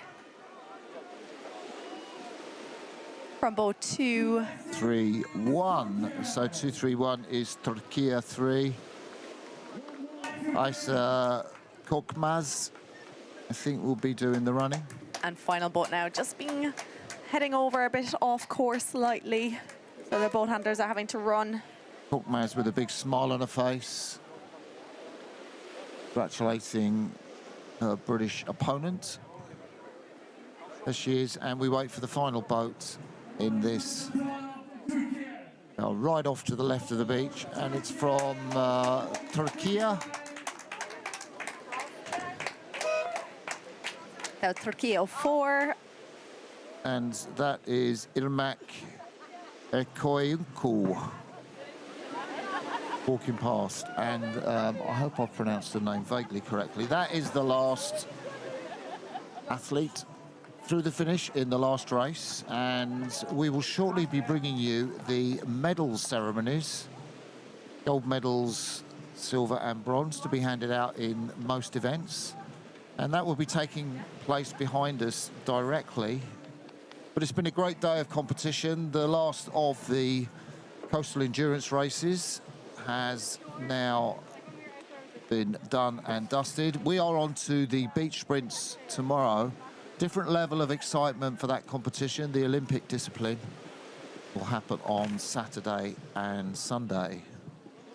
It will indeed, yeah. Things starting early, time trials from 8 a.m. tomorrow. But we'll tell you all about that in a little bit. So from me and Martin, I think we're going to take a little break for a couple of minutes. We are, because the thing is, there are chips getting really cold in front of us, and I've been looking at them for ages. Oh, it's just boat 236. Did we think we finished? We thought we finished. We thought we'd finished. So we are going to commentate on 236. The chips will just have to stay a little bit cold. So we have Turkey 02. Sinem Ozer in the bow seat, Nilgun Kalik in the stroke seat. Martin, you go ahead and eat your chips. It's totally fine. No, I feel that would be disrespectful to the athletes. They're representing Bursa Kurek. So they are the final boat. They've got quite a bit to go, actually. So they're around the second... Oh, there's 2 boats. There's one just around the second last turn, and there's actually still one out, just coming into the start of the chicane. It's just the chicane, so that's quite interesting. So I guess these might be boats from Turkey, club rowers, and maybe they're used to rowing in flat water up in Istanbul. And it's all a new experience for them on coastal waters. So unsurprisingly, they have been careful and cautious and done the best they can. There is the reef to the right of us that you can see, the camera panning across. Safety boats on the beach. It's a wonderful part of the sport that, like, you can be quite new to the sport, but because there is that club level here, you can compete at a European level, which is pretty cool when you're like, you know, when it's not your main job, when it's a hobby for you. Not too many sports have that. So boat number 236. So let's see who they are. They are from the Bursa Kürek Club, I think, in Istanbul. Sinem Ozer and Nilgün Kilik, furthest away from us. They are making their way towards a famous finish. I guess it will be from them, and then the stories they will tell of the day we were in the European Coastal Championships in Antalya. We made it to the finish of the course. Yeah, lots of looking around there just to make sure that they are on course, keeping nice and steady with their stroke rate. Again, you know, they're getting used to a lot of these rowers are getting used to the sport, and it's great that it's on the home waters here in Turkey, that they do get to enter and they don't have to travel too far. And then we still have a crew out on the course. The final boat, I believe, or should I say that? I'm not sure if I should. They're just coming up towards that final turning point. I don't think you can say final boat, final turning point. I mean, it's a great effort from them, and it's interesting what you were saying. We had a 1m90 stroke woman in the French crew, Marine Delano, and in this crew we have a 1m58 stroke woman, Nilgün Kilik, coming into the beach there, and I'm not sure whether she'll jump out or it'll be her partner. It's going to be a good beach. So it will be the bowwoman Sinem Ozer, who will be, we'll call that a run up to the finish line, and I think that might be one of the Turkish supporters videoing her. Maybe it's, can't go through the finish line, the woman holding the mobile phone. Supporter. Supporter, yes, yes. And we have got one boat still out on the course. Yeah, they're on their final 300-meter approach now to the beach. Big celebrations here from the crews that are just finishing. It's great to see here at a European event. You know, they're just so happy to have gotten around that 6K course. Yeah, and we're just kind of looking for the number, which is rather annoyingly being hidden. So 232. So that is the boat from Turkey, from the Kanakkale Club. So these guys, I think, will row on the sea up by the Dardanelles Straits. Filiz Utra Kakir in the bow seat closest to us, just looking around now, and Seval Bilge Dagalap in the stroke seats from the 5th Turkish crew. They are one of the oldest crews in the race, 53 and 58 Daglap. So kind of they could have done Masters if there was Masters category in this event, which there isn't. We have had some Masters. See the coast beach sprint boats training. Yeah, you're nearly there. You're nearly there, Seval, and I bet this feels painful. You can just see it, can't you? You can, and they're being called because they're kind of moving towards that beach sprint training area, and a lot of people ran over to give them a call to make sure they don't come into collision with any of those boats. Yeah, so it's going to be a big run up from our left-hand side of the beach, and she's taking her feet out. Obviously, no need to hurry. So a gentle jog up to the beach for Filiz Kakir. Here she comes, 53 years of age, final finisher in the Club Coastal Women's Double Sculls. We are done and dusted with racing, and we did say that. I think we said that about 6 minutes ago. We weren't done and dusted, but we really are this time. We are. I think that is everyone. That is all the endurance racing done at the European Rowing, Coastal and Beach Sprint Championships. And I have to say, before the medal ceremony, so there, it seems a long time ago that Veldhis and her partner Sonia Hospers crossed the finish line. Le Breton and Delano from France in second place, and the Monegasque in third place. And everyone gets a finish here, plus 13 minutes for the last crew from the Kanakale Club. But they will tell stories of when they rode in the European Coastal Championships and braved the waves and braved the conditions and rubbed shoulders with Olympians. And that's a great story to tell. It certainly is.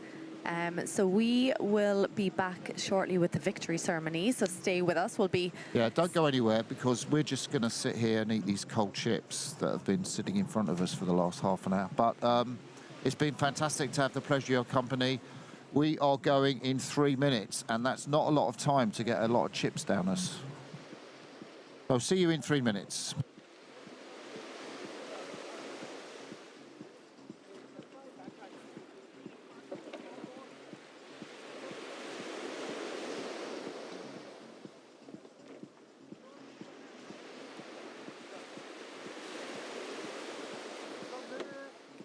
Buraya.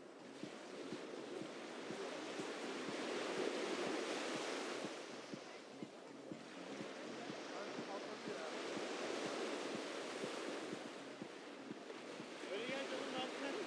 Bırakıyorum cepleri.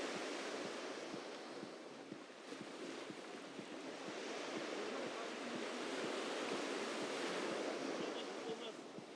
Ders bende kalacak. Sen atlayacaksın oğlum.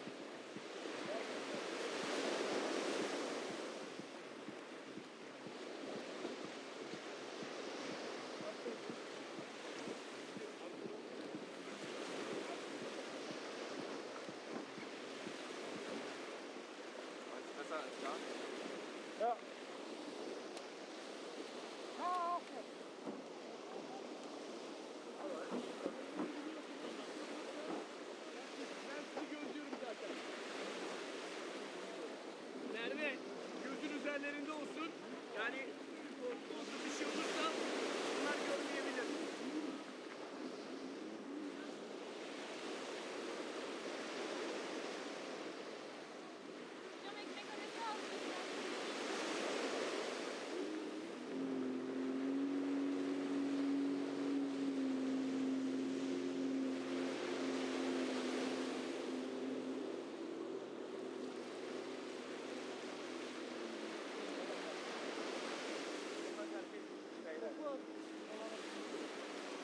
He biz öyle konuştuk.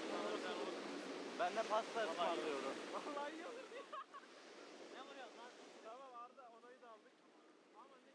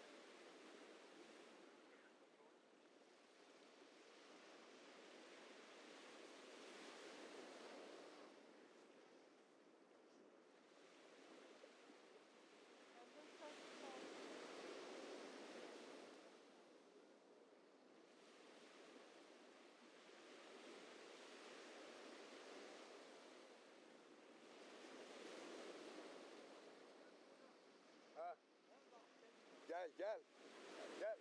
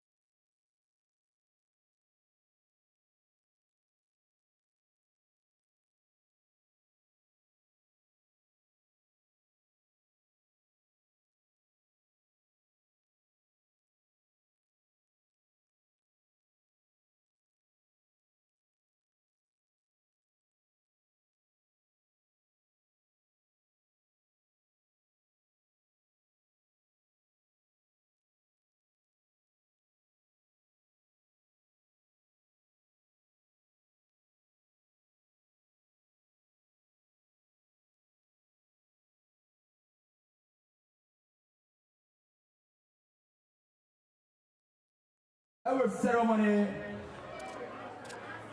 hanımlar ve beyler, ödül törenine hoş geldiniz. We will invite you a little bit front side, please, because we need your applause, big applause. Sizlerin alkışlarınıza ihtiyacımız var. We are inviting you front side, please, for all competitors, all athletes. You can join to our medalists. Bütün sporcularımızı ve aynı zamanda tüm konuklarımızı ön taraflara doğru davet ediyoruz ve birazdan artık ödül törenine başlıyor olacağız. Men's singles, and we are waiting for the formalities to open. There are the medals being presented. There is our colleague from World Rowing, Morrissey, who is generally overseeing. I cannot see Chris Back, who is the gold medalist. I don't know if you can see him there, Neve. Is he just casually chatting away? No, that's not him, is it? I feel like the athletes are in the tent potentially, and they may pop out just in time to get their medals. Yeah, we're not next to the medal ceremony, so we are here on our beachside position, which we really don't want to leave or give up. But we have these live stream pictures. Yeah, unfortunately, the sun is gone from us now. It sets pretty early here at 6:30. It is now just gone 5:30, and it's just kind of gone behind that finish arch. So we're in the shade here now. But it's a nicer place to be. It is a nicer place to be. In time. Absolutely. So here come the medal bearers for our first ceremony. And there we see, that's, I think that's Rojas Anzar, who is the bronze medalist, Franco Monfort, who is the silver medalist, and Chris Back in the centre, who is the gold medalist. And have I got that right, Neve? Yeah, I think the graphic is slightly wrong. They have the first race of the day, whereas actually they're leaving the national medals until the end. So this is actually the Club Coastal Men's Solo medal ceremony. Yeah. And it is going to be presented by Anna Marie Phelps, who we're seeing on the left of our screen, European Rowing President, of course. Yeah, and Patricio Rojas Anzar from Sevilla, 34 years of age, gets his medal from World Rowing's new vice president. And I've not seen him with his glasses on, actually. Colgan Foundation, you see he's got a nice little thing, and we saw Bibi Colgan, who will be one of our medal winners today. And I think that's what the Sevilla team is sponsored by. So there's the sculler from Barcelona, Marc Francois Monfort, the oldest man on the podium at 35. Yeah, and just a reminder, the graphics are just, they're a different race. They're a bit early, so we're seeing the wrong names on our screen. But our gold medalist here. Why is there a USA rower at the European Championships, is the question. Australia, Eurovision. You love that one. Because he's a world champion. Chris Back from Next Level Rowing. They the got man his name from right. Cincinnati, Ohio, is our gold medalist. Been great to see him competing here. The 29-year-old former lightweight has been hoisted, just as they do in flat water rowing, and that's pretty cool. Yeah, pretty cool. So he'll, I'm sure, be hanging on in Turkey over the next few weeks. We'll probably see him at the beach sprints in 3 weeks' time, the World Championships. He can't compete at the European beach sprints, which will be happening tomorrow and Sunday, but I'm sure we'll be seeing him at the World Championships. I'd kind of like to see him running parallel, you know, as one of the competitors, just sort of surreptitiously. Oh, yeah, that would be pretty cool. Let's suggest it. Not sure how much they'd listen to us, Martin. So the Club Coastal Women's Quadruple Sculls will be next. And another crew from Sevilla. Natalia Miguel Gomez, Bibiana Fernandez de Castillo Torres, Olivia del Castillo, and Amanda Gilcanacho with cox Sergio Lopez Gomez. Was it marry his mum? I think I said that in commentary today. And Yeah. I'm trying to remember what the name of his mum was, but I think it was. And I hope she's watching this medal ceremony to see her son get a European medal. There are the athletes lined up, or at least, I guess, maybe the medal presenters. No, the medal presenters aren't there yet. Now you have 15 people to try and get in line here. Yeah. So a bit of manoeuvring. So I'm really going to say not much, because I think the Irish crews in this, there are 2 Irish crews, and I'm going to leave that to you, Niamh. I was just going to say, we also have to remember that this is like the open women's quad, and we'll also have the masters coming up in a little bit as well. So these are the kind of open category, we'll say. And yes, 2 Irish crews up on the podium. These are 3rd position. So it was a composite between Kincasla, Ban and Lagan. So you had Niamh Dugan, she was in the bow. She had a great all sprint up the beach. Danica Maguire, I've raced them many times in coastal sculling over the years. Katie Sherlow and Alexandra Hutchinson then stroked them, and coxswain by Amy McGivern. So they're there making their way on to the podium. We then have 3rd position just getting into, sorry, 2nd position over on the left-hand side. That was Ireland O'Tregan. Another composite between Kilmacsimon, Castletown Bear and Wicklow. Sinead Murphy in the bow seat. And we can see Patrick Rombrow, European Rowing Vice President there. He's going to be making the presentations. Yeah. Recently retired. Is he recently retired chair of the Umpires Commission? Or is he still there? He's probably still there, actually. Lots of smiles from the Irish team, still wearing their rowing suits as well. Yeah, I think they got a little message to say to continue wearing your rowing suits. Or maybe they've just put them on for the presentation. Yes. She's a tall lady, that, isn't it? Yeah, that's Katie Sherlow. Katie Sherlow. And I don't have a record of her height, but she looks kind of like 1.85 or 86. Yeah, flat water rower. And now we're over to the 2nd medal position. So yeah, Sinead Murphy there. She was in the bow. She did the run up the beach. We have the Lorden sisters. Niamh. She's a multiple international medalist at this stage. Great to see. And her sister, Siobhan, it's her first international medal. So 2 medals going back to Kilmacsimon here. And then Miriam Sheehan, an incredible sculler. She stroked them. And then Peter Doyle of Wicklow with the hat backwards. That enabled us to pick. Do you think he ever wears it forward? Never seen it. No, always backwards. Okay, so we are going to the crew from Sevilla. And lots of excitement there. They're going to put hands in the air, linked hands. Are they going to do a jump? That would be cool, actually. Oh, yeah. Looks like it. There we go. Ready. You do the countdown somewhere. 1, 2, 3. Yeah! It's pretty good on the old timing there. I have to say, I don't say so myself. So, Natalia Miguel Gomez, who ran up on the beach, she was the first to cross the line.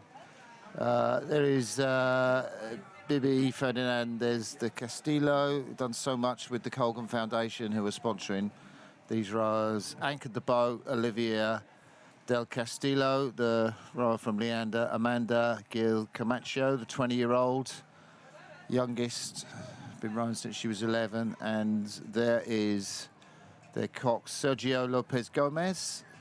Kind of, is he waving to his mum, or was that a jump to his mum? But they all look pretty cool. I'd say in those green Sevilla tops, Colgan Foundation sponsored. That's pretty cool. And there is going to be a sort of, yeah, I think that's right. The gold medalists go in front. Yeah, I think the Irish thought they probably crouched down, but the Spanish flag. That's pretty cool. 10 Irish athletes in the back. Yeah, I'd say it's pretty cool that you've got 5 Spanish athletes in the front, but, you know.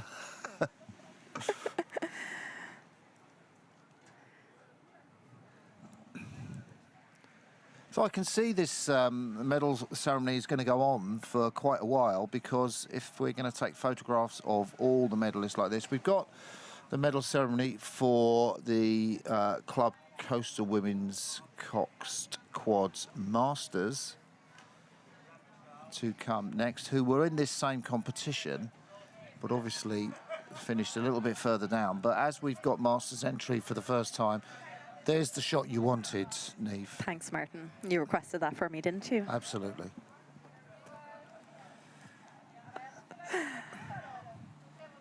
And I wonder who's got those flags, because they're kind of very handy. Will Rowan tend to have a pretty useful stash of flags, or the cameramen do, actually. I think a lot of clubs start to bring them now because they're hoping that this will happen, this moment will happen. And so they have we saw the Irish flag flying on one of the grandstands throughout the day of racing. Yeah, it was a day when the rowers used to shin up the flagpoles and try and nick the flags and take them back to their clubs. But no such behaviour now, I don't think, from either the flat water or coastal rowers, or so I'm told. So we're getting ready here. Third victory ceremony. As Martin mentioned, the Club Coastal Women's Quadruple Sculls, and this time it's the Masters. So these would have been in the same race as the medalists that we just saw on screen. But they get their own separate medal ceremony, separate rankings. And it's the first time we've had Masters at the European endurance races. Yeah, so theoretically you can row Masters, you know, if you're just in your late 20s, but there are different categories. These guys, I think, mostly in Masters C, the winning crew from Club Nautico Altea, pretty much late 40s, early 50s. They're in the centre of your picture. It is Czechia in bronze medal, and it's Britain in the silver medal position. Yes, and presenting these medals, it is European Rowing Board member Dusan Mahacek. So as far as I know, he was racing himself in the men's quad. Yeah, so these medals will be Jika Mastova, Hedivka Malekova, and Mikhaila Machikova, Zuzana Valsova, and that's Monika Preglova in the cox's seat.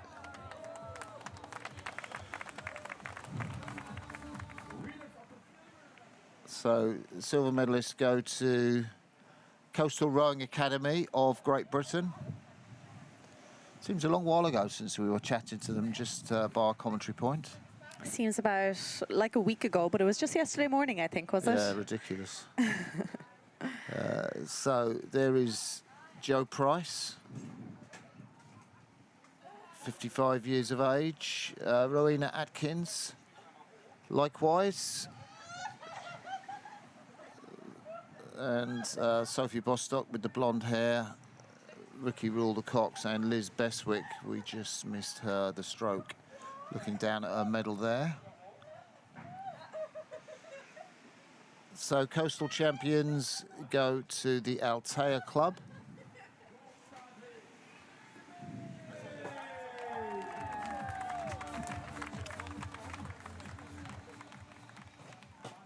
Yeah, medals. Celebrity.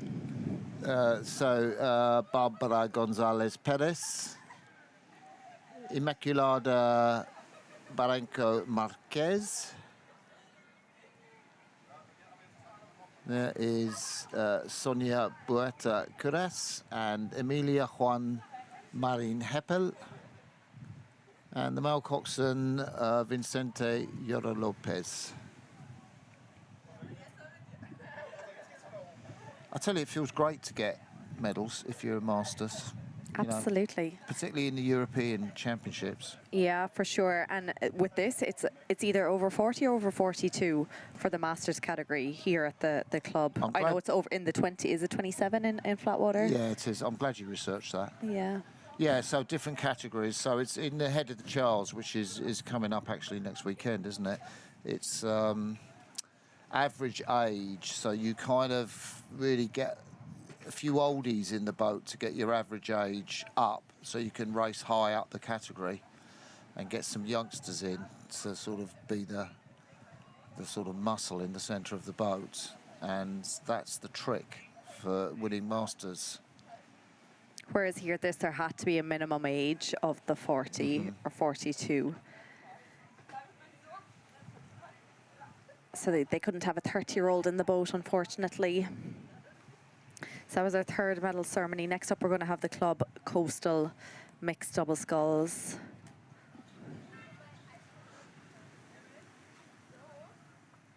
Yeah, we're going to see Marine Delano took a silver medal in the women's club coastal sculls. That might have been the last race of the day, but my memory's gone now. It was the women's double sculls. She did race earlier in the club coastal mixed double sculls. We can see the height here. Yeah, there she is, and her partner. So 1.90 m for Delano, and Arthur Sanson just sharing a joke with her. It's to give her a full name, Sophie Anna Sarah Sauer and Martino Goretti. I think he won his last World Flatwater title, I want to say back in 2019 in Linz, with kind of blades that had a sort of little wing on them. Haven't seen much of them since. And it was the Monegasque in silver medal position. Yes, indeed. This time, medals are going to be presented by Eva Stanzo, European rowing board member. We see her there over the left-hand side of the little podium. There she is. She's looking very serious, isn't she, Ava? It's a serious job. Well, she likes a bit of a laugh. I've seen her have a laugh. Lovely scarf she's got on there with the European blue and yellow stars. So, Italia for Martino Goretti and Sofiane Sauer. Fearsome husband-wife combination. They have great height as well, the two of them. Yeah, they do, actually. And that's a great shout. And I don't know what height they are. I actually saw them, I saw them on the ergs the other day training, and I think they had a little kid with them, maybe around a 1-year-old, and they were kind of sharing, as they were sharing their training and time on the erg, and it was very cool to see. So Gaia Chiavini and Kentan Antonioli, he's 1.88 m, so he's 2 centimetres shorter than the gold medal winner in this event, Marine Delano. So les Français qui gagnaient la médaille d'or de la Club Bonneville-Carteret. Arthur Sanson and stroke woman Delano bends her head down. And we'll see her back up here shortly for another medal. Yeah, what a find she is in terms of coastal rowing. Yeah.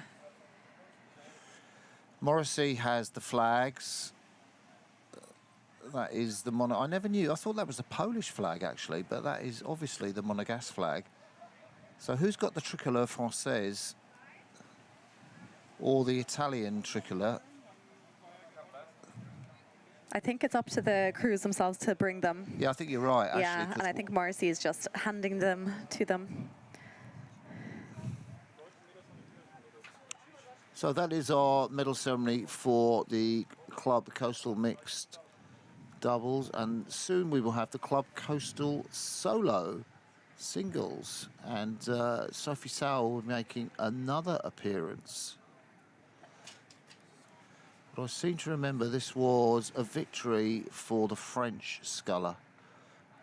Jessica Berra, yeah, we're going to see her twice up here as well, because this is the club coastal women's solo. We'll also see her in the national medal ceremony as well.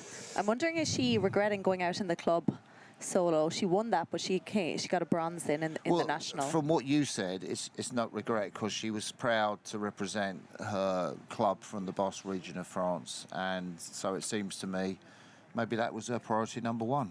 Potentially. Yeah. Yeah.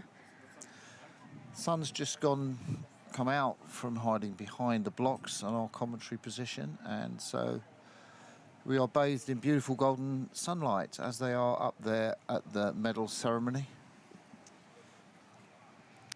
Our world rowing pal here next to us, Sherry, who's been helping us all day. She's laughing at Martin's comments here as the sun shines in on the right-hand side of his face. Well, she's got her shades on. From World Rowing Marketing Team, Sherry, who's been such a great help to us. So here are the single scullers, the solo scullers, I think they call them in coastal. They sure do, yeah. They're lining up here for the victory ceremony. This time we're going to have Neville Tanz, our European Rowing Board member. He's going to be presenting those medals to these 3 women's solos. So this was a great race, Jessica Barrow. We were worried about her forearms towards the end, because there was a lot of kind of elbow bending happening towards the end of the 6-kilometer race, but she managed to turn it around and go back out and do another 6K within, I would say, about 90 minutes. But she's someone that we see on the podiums year after year at the European and World Coastal Championships. So there are the medal bearers shortly to launch out onto the stage. And so they're just announcing the medal ceremony for the club coastal solos, the women's solos.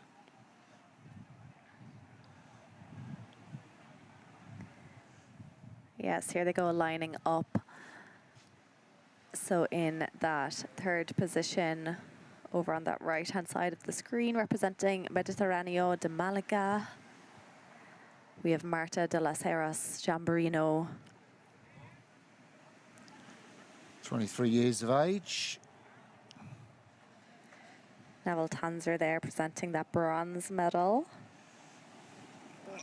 She's had a real Jamborino, hasn't she? She certainly has. Nice smile. Yeah, so these competitors didn't have a heat yesterday. They just went straight into a final. Sophie Sauer with her racing suit still on, hasn't had time to change. 38-year-old. Still wondering, I haven't seen her with a little daughter, I think it is, who probably will be around at the beach. I think they were actually, there was a quick shot at them just as they were lining up. And here we have Jessica Barra claiming that gold medal. 36-year-olds with a wonderful smile. I'm assuming she speaks great English. And that is the legend of her club, Endaica, which I think is a Basque club. Endaica Aron Elkatea. She has so many coastal medals from over the years at European and World Championships. It's so good to see her back year after year, and with such a big smile on her face. Like, this means just as much as, I'm sure, her first ever one. So it's great to see some familiar faces here. So we have coming up next the club coastal men's doubles, and we saw that race not so long ago. Shepard and Kaiser took the gold medal in that race.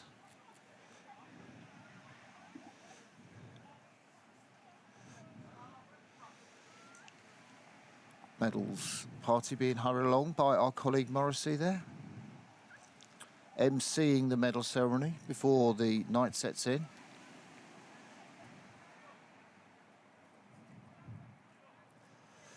All the athletes know how to do that shot with the flag held behind them, don't they? I wonder, do they practice it Ubiquitous, at home in yeah. front of the mirror?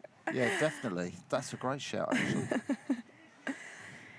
You know, as part of the visualization Yeah, after the before they training get here. sessions. Yeah, yeah. That's the Spanish flag that... what was she? Oh, there's Sophie Sauer with her son. It looks like her son. I did say daughter, but I'm assuming that's her son, actually. I did see her baby yesterday, so very remiss of me not to ask her name or his name. So the team from the Netherlands, gold medalists, waiting patiently. This was a great race as well, the men's, the club double. I want to say there's only 2 teams in this medal set. Oh, no. The bronze medalists are in black, aren't they?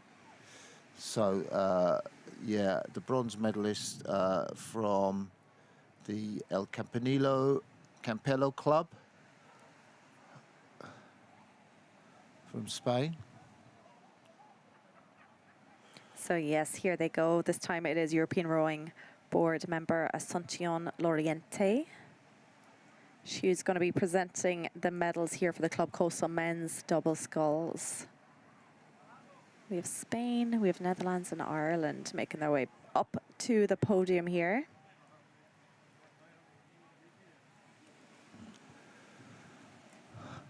There's a pretty big height difference between the Spanish crew there. There is, isn't there? Ivan Reynoso Carrillo and his partner Jaime Arenas Quilez. Yeah, definitely the shortest in height here, but great coastal scullers.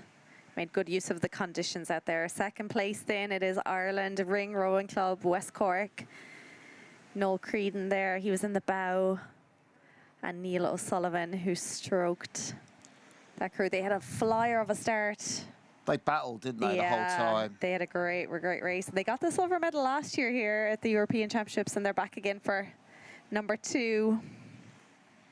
Classy Dutch combination. Sjoerd Schepper and Amos Kaiser. So I'm wondering, you'll tell me this, Martin, how tall is he? Because Noel and Neil next to him are very tall, but this guy is towering over them. Yeah, well, Amos Kaiser is 1m91.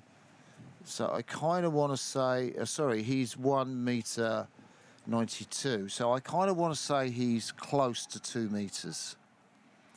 Sjoerd Schepper. So one of the tallest athletes on the medal stage today. Natural reach. They kind of rode with that easy short stroke, didn't they? Clean out the back ends. Yeah. Allowed them to rate higher, certainly than the Irish that were kind of spending a longer time in the water, particularly towards the back end of the stroke.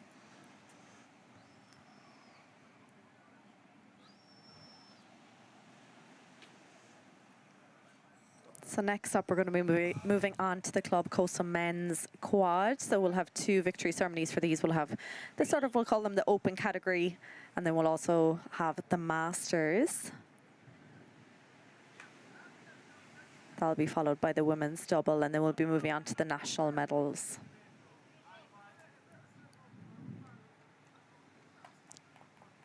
The men's quad were great races. They're always quite exciting races to watch. Yeah, manufactured race with that composite from Stuttgart, Ems Jadewesser, Marburger and Österkieler. It's not really from one bit of Germany. You know, Kiel up in the north, Stuttgart in the south of Germany. And Ems, I kind of want to say that's pretty south. Marburger in the east of Germany, I'm thinking.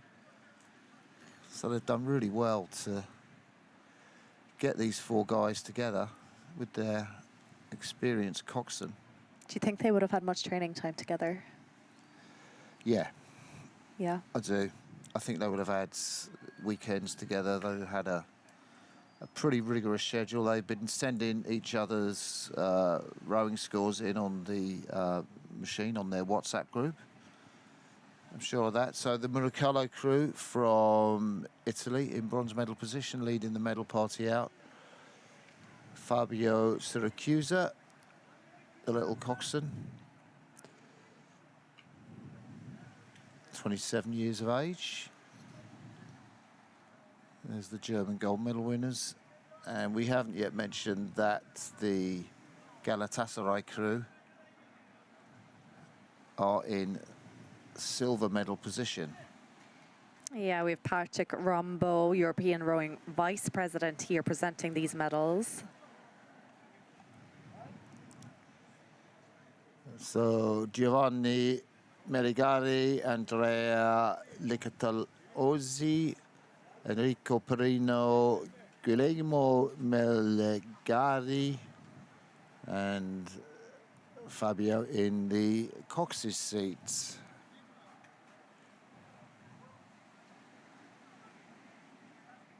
Lots of big smiles across the podium. Yeah. Except for maybe this guy. No, he's smiling.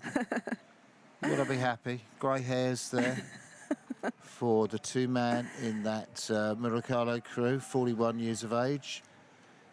I think that would be Enrico Perino. So Galatasaray, Türkiye 03 as they were called on the water. Enes Gok, who did the sprint up to the line, and Enver Erman, Yusuf Atz, Safik Kamak,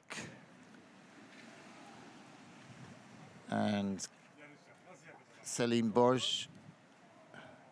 Lovely smile from her, 17-year-old coxswain from the Galatasaray crew.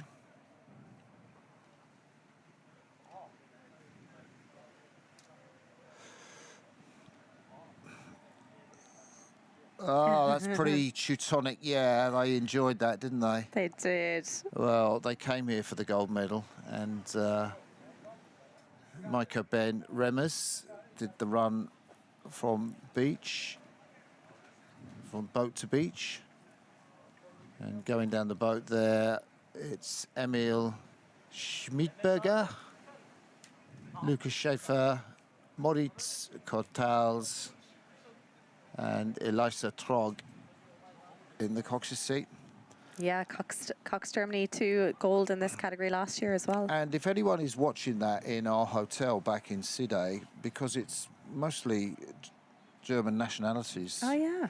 And tonight, I believe, it's Oktoberfest night, so there's chance for double celebrations. Germany winning the Cox Coastal men's quad, and Oktoberfest for the... Well, it's not just for the Germans. There are some other nationalities there, but it's probably about 95% German nationality. Yeah, I believe a lot of Germans come to this area, Antalya, on vacation. So next up on our victory ceremonies, we're going to have the Club Coastal Masters men's quad I said masters already, the men's quad masters. So because there was only 3 of these boats in the final A, we'll only be giving a gold and silver medal.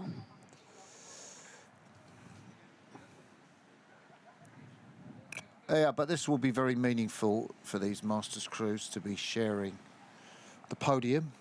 As we said, well, not quite Olympian athletes, but national team athletes. So there's a real buzz about doing that. Absolutely, and I think, you know, there's some of these Great Britain rowers that we're going to see getting the gold medal, like Tim Fenimore there and Sean Sinclair, Ricky Rural, like they're here at the European and World Coastal Championships year after year, and for them to, you know, be awarded a medal after all their hard work over the years is pretty special.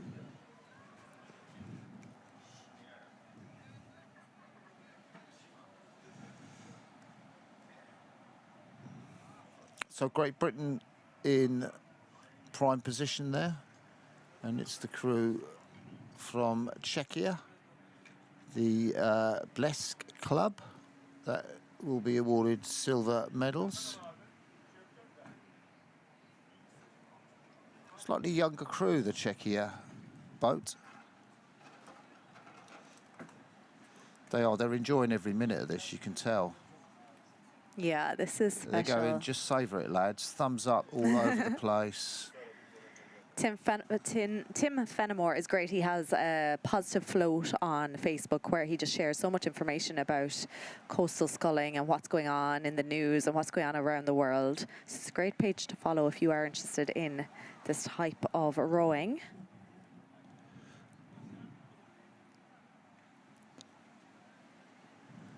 Dancing going on there and music rapping, and the women to the right of our screen. They obviously know the dance moves. I feel like they're Irish rowers. Should I tell you that? Okay, why would that be? They just won a medal a while ago. Ah, okay. So where's the party tonight then? And are you going to it? I will be tucked up in my hotel room doing my preparation for tomorrow's racing. That's what we like to hear. Yeah. So Great Britain gold medalists in the Masters Cox Quadruple Sculls. And silver medalists from Czechia. And so we're seeing, there's actually two European Rowing Board members on this stage right now. So we have Eva Stanzo presenting the medals, but going to be getting one of the silver medals. He presented them a little while ago. Dusan Makacek. He's third in from the left there. He's a member of the European Rowing Board. He's changed his outfit. He did. To be fair. I did notice that as well. So she's going round from bow. And Yuri Malechi, David Ulch, Dusan Makacek, which she's very satisfied with, and big smiles from Pete Styler and Monika Pegalovra.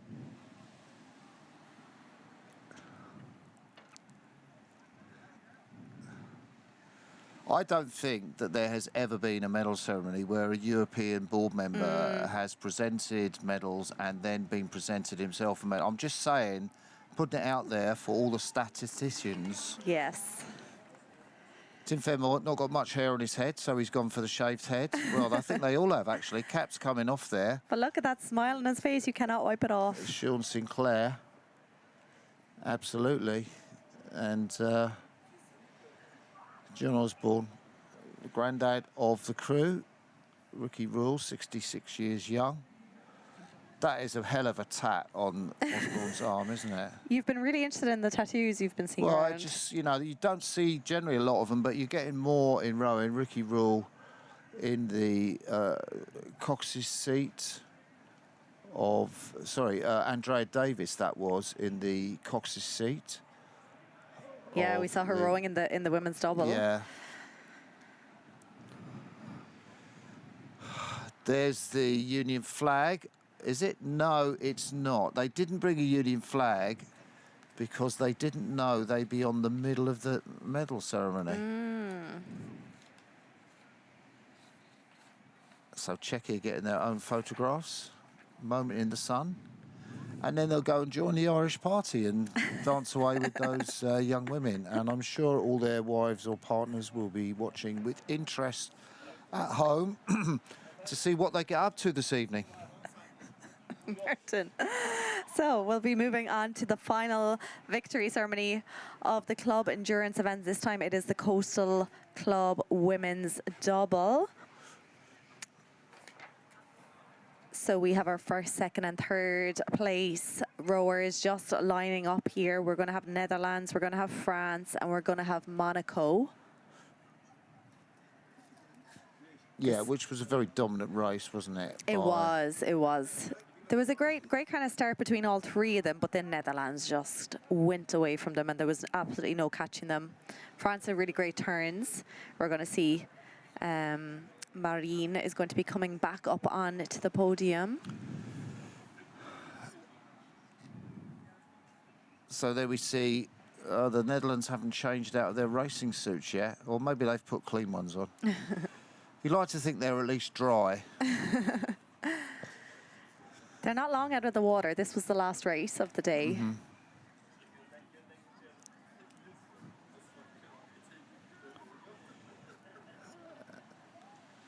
So there was that great little contest between the crews from the south of France, or the Monégasques, and from the north of France, that composite that we had between Barneville, Carteret and Saint-Malo. Yeah, it was really good. I think France kind of got them on the turns each time. They were just more efficient around the turns, lined themselves up nicely. Oh, waving to the cameras. Ah, interesting. That is a nice little angle that we haven't seen before in this medal ceremony. So That's Janine Monaco. Roche and Gaia Chiaveni alive to the media possibilities. They've been watching. Yeah. They know where the cameras are. Yeah, so this time we have Neville Tanzer back from the European Rowing Board. He's going to be presenting the medals. It looks very serious and appropriately European board memberish, doesn't it? Not much of a smile on Neville's face. I'll Every tell you time that I for see him, he nothing. always has a big smile for me whenever I Yeah, say hello to okay. him. I think he's just taking his job serious right now. So Jean Roche, little bit of a smile there, and Umbra Chiavani.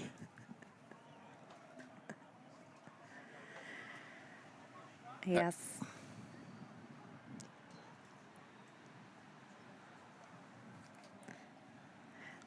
Silver medalist in France. Another composite. We saw lots of composites here the last 2 days. Yeah, San Malo. So there's a sculler from Bonville Carteret, who we've seen on the medal ceremony before, Marine Delano and Charlene Le Breton, who sat in the bow seat.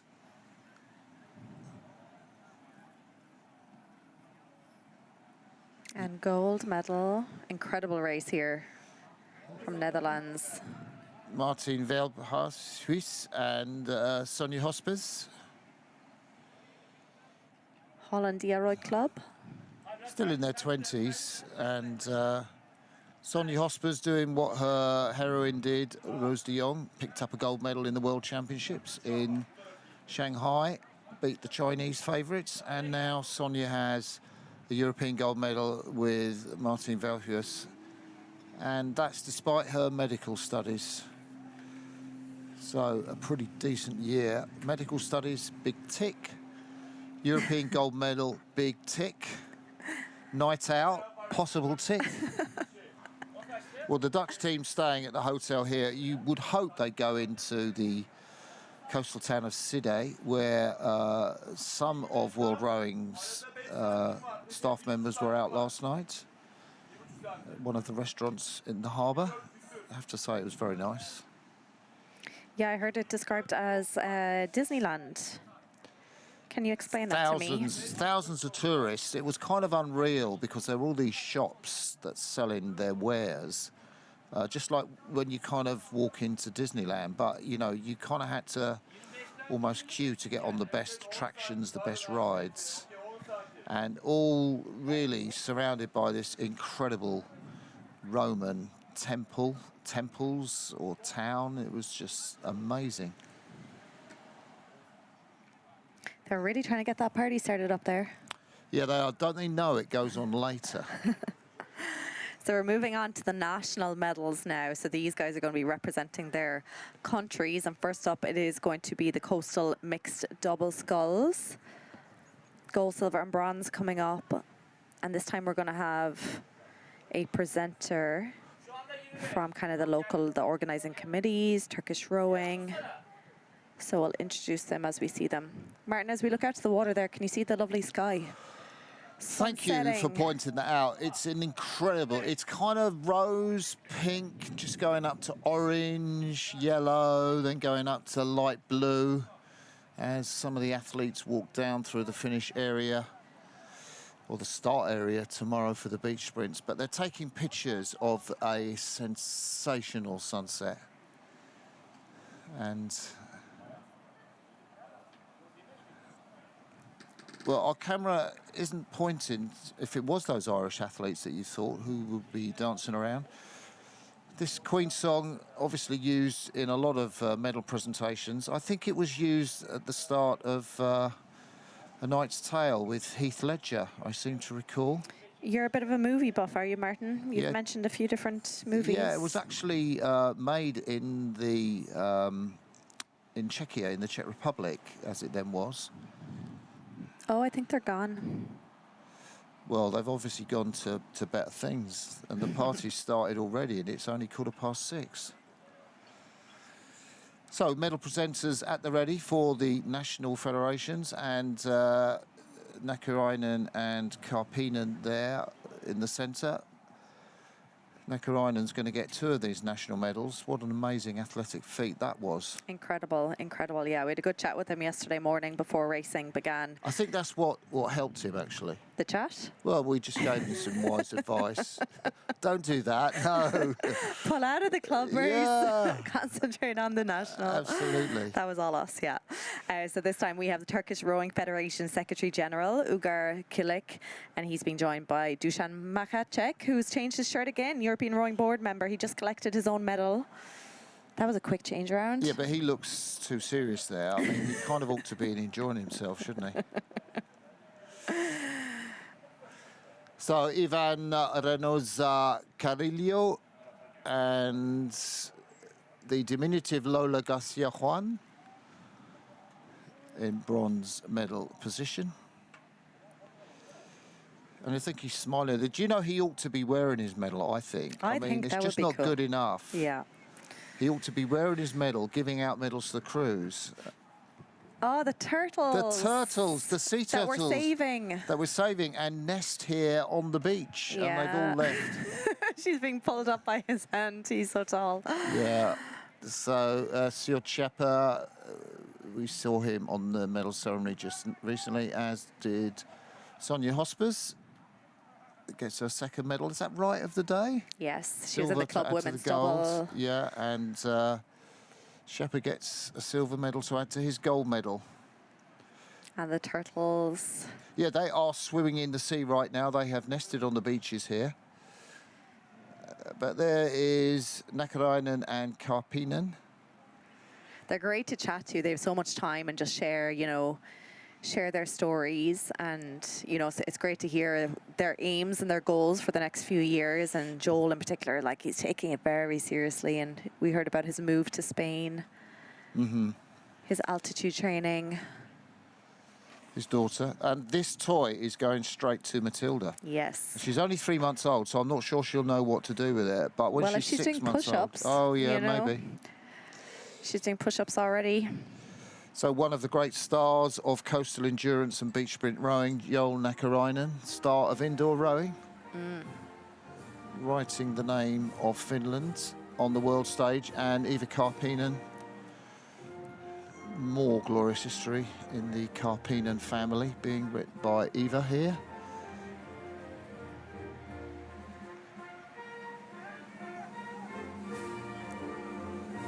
So we're hearing the, well, we're not really hearing it, but the national anthem of Finland is playing here, and you can see the flags on the screen. Yeah, that's really cool that you knew that, because I wondered what was going on. I can hear it now.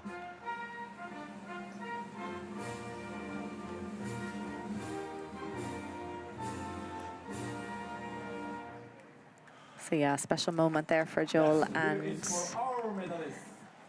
for Eva.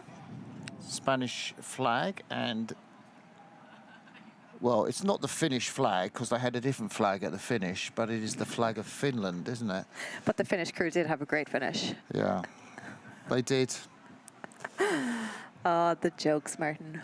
Yeah, and they had a fin on their boat as well, didn't they? You're really getting into this coastal rowing, aren't you, Martin? completely. So Joel might as well just stay there because he's going to be coming back up right away to collect another medal for himself. Now, I feel he's got to go back to the queue and do Reset. it nice and orderly, yeah. Spanish coach taking photographs on mobile phone there. And Morrissey from World Rowing saying, right, you've done your photographs, go away now, because we want to finish this medal ceremony before the sun sets. Well, the sun is setting, and we've seen Beautiful colours down here on the beach. Yeah, our next ceremony is going to be the national. It's going to be the men's solo. Charlie Cousins there in his British rowing kit. Handshake with Nakarainen there. And Salvador Diaz Moreno from Spain in silver medal position. Great result for Charlie Cousins. I think he's 38 now. The British athlete, Olympic sculler. Fastest flat water sculler of the guys here, certainly. He's really taken to beach sprints over the last couple of years as well. He has himself a medal from the mixed double and the mixed quad the last couple of years. And we're seeing those lovely shots of the sunset here now. The sun has set, but it's the sky we're seeing. Let's see if Joel has kept his medal from the mixed double on. Yeah, that would be quite cool, wouldn't it, if they did that? I don't think he is. I'm looking at his coach over and she has a medal around her neck. So I'm assuming that's his. Oh, Although there is something around his neck too. I think She's wearing the member federation medal, I bet. I think it'd be really cool to go up with one medal and get a second gold medal, and I hope he's doing that. Oh, it's inside his top. It's inside his top, subtle, But very it's nice there. message, and it's there. Yeah. Charlie Cousins, 36-year-old.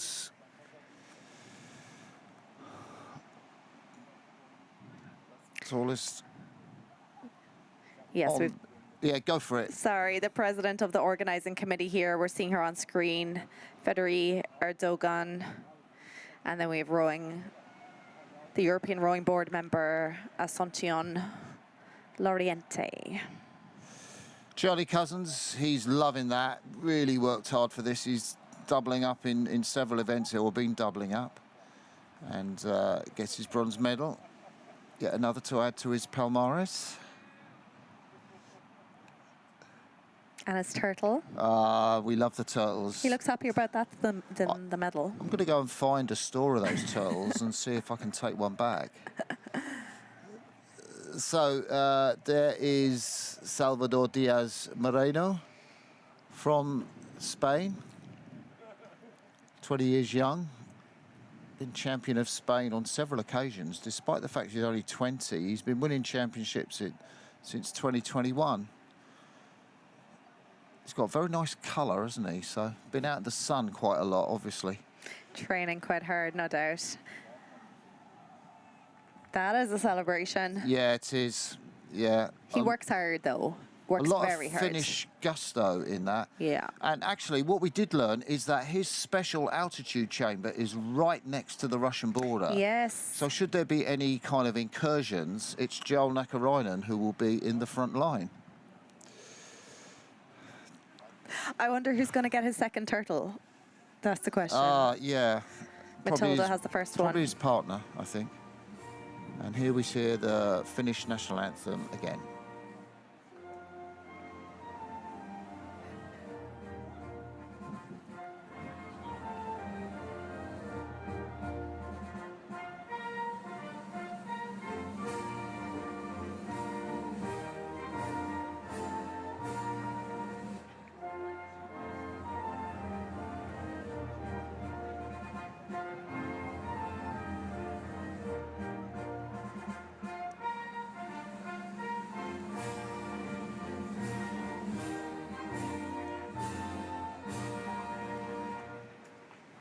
Pretty special to hear the anthem from Finland back to back, I'm sure, for Joel.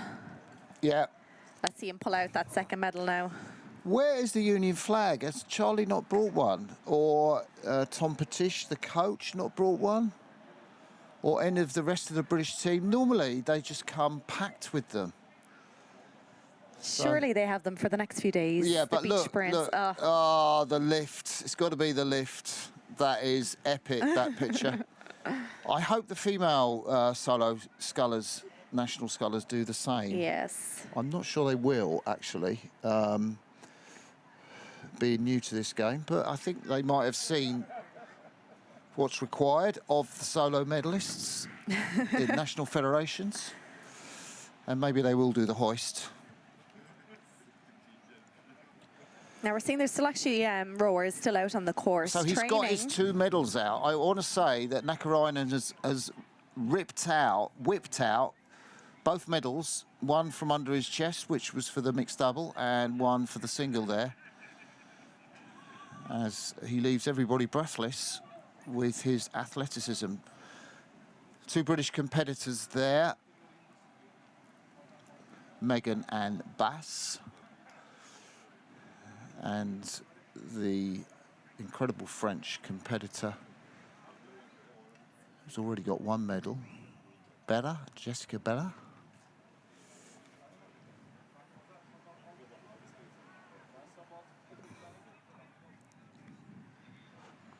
So here we go, final victory ceremony of the day, the national women's solo. Yeah, This is a great shot of them. it is. New angle. New angle, British athletes in their racing suits. Normally they change into tracksuits, but I wonder if they've been issued tracksuits. So this time we have the Turkish Rowing Federation President, Orhan Ertürk, is going to be presenting those turtles, and we have European Rowing President Anna-Marie Phelps. Yeah, with that lovely, tasteful World Rowing / European Yellow Star scarf. So bronze medal goes to the French sculler Jessica Berra from Hendaye, the Basque region of France. Second medal. Lovely sea turtle. We love the sea turtles on the beaches around here, which is why it's so important to preserve them and why sustainability is so important to world rowing. And we have Megan Houston of Great Britain picking up that silver medal. These had a great race. Yeah, they really did. Yeah. And the athlete from the University of Tennessee, now under the tutelage of Tom Petiche, her first big international regatta. And then an incredible, incredible race here. Look at the emotion. Oh, Bass yeah. Andre. There's more than when she crossed the line, that's for sure. So the Shanklin Rowing Club, formerly University of Tulsa athlete, Bass Andre, 26 years of age, will get the pleasure of listening to the national anthem of the United Kingdom.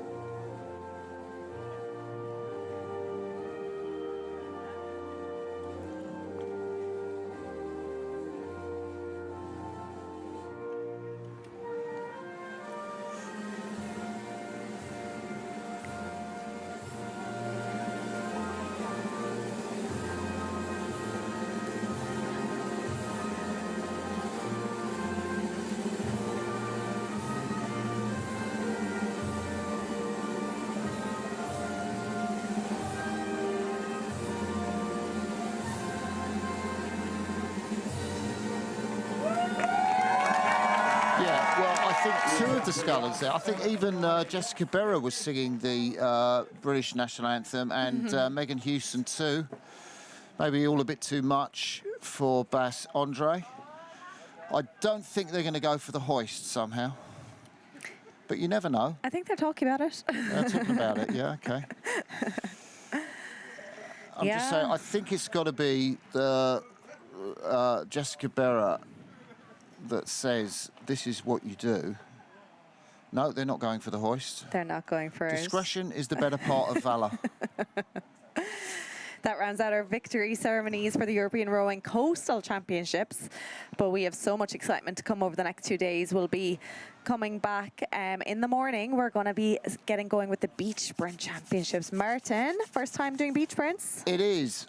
What time are we starting? We are starting at 8 a.m. No, it has to be later. 10, I think, for me. That's quite nice. But 8 a.m. So 8 we're going to be a.m. down here at 7. Yes. That is 5 a.m. local time for us, or home time. Yeah. So, yeah, breakfast in the hotel starts at 7. So I'm not sure how that's going to work. So I will be here at 8. We'll see if Martin will be here with me.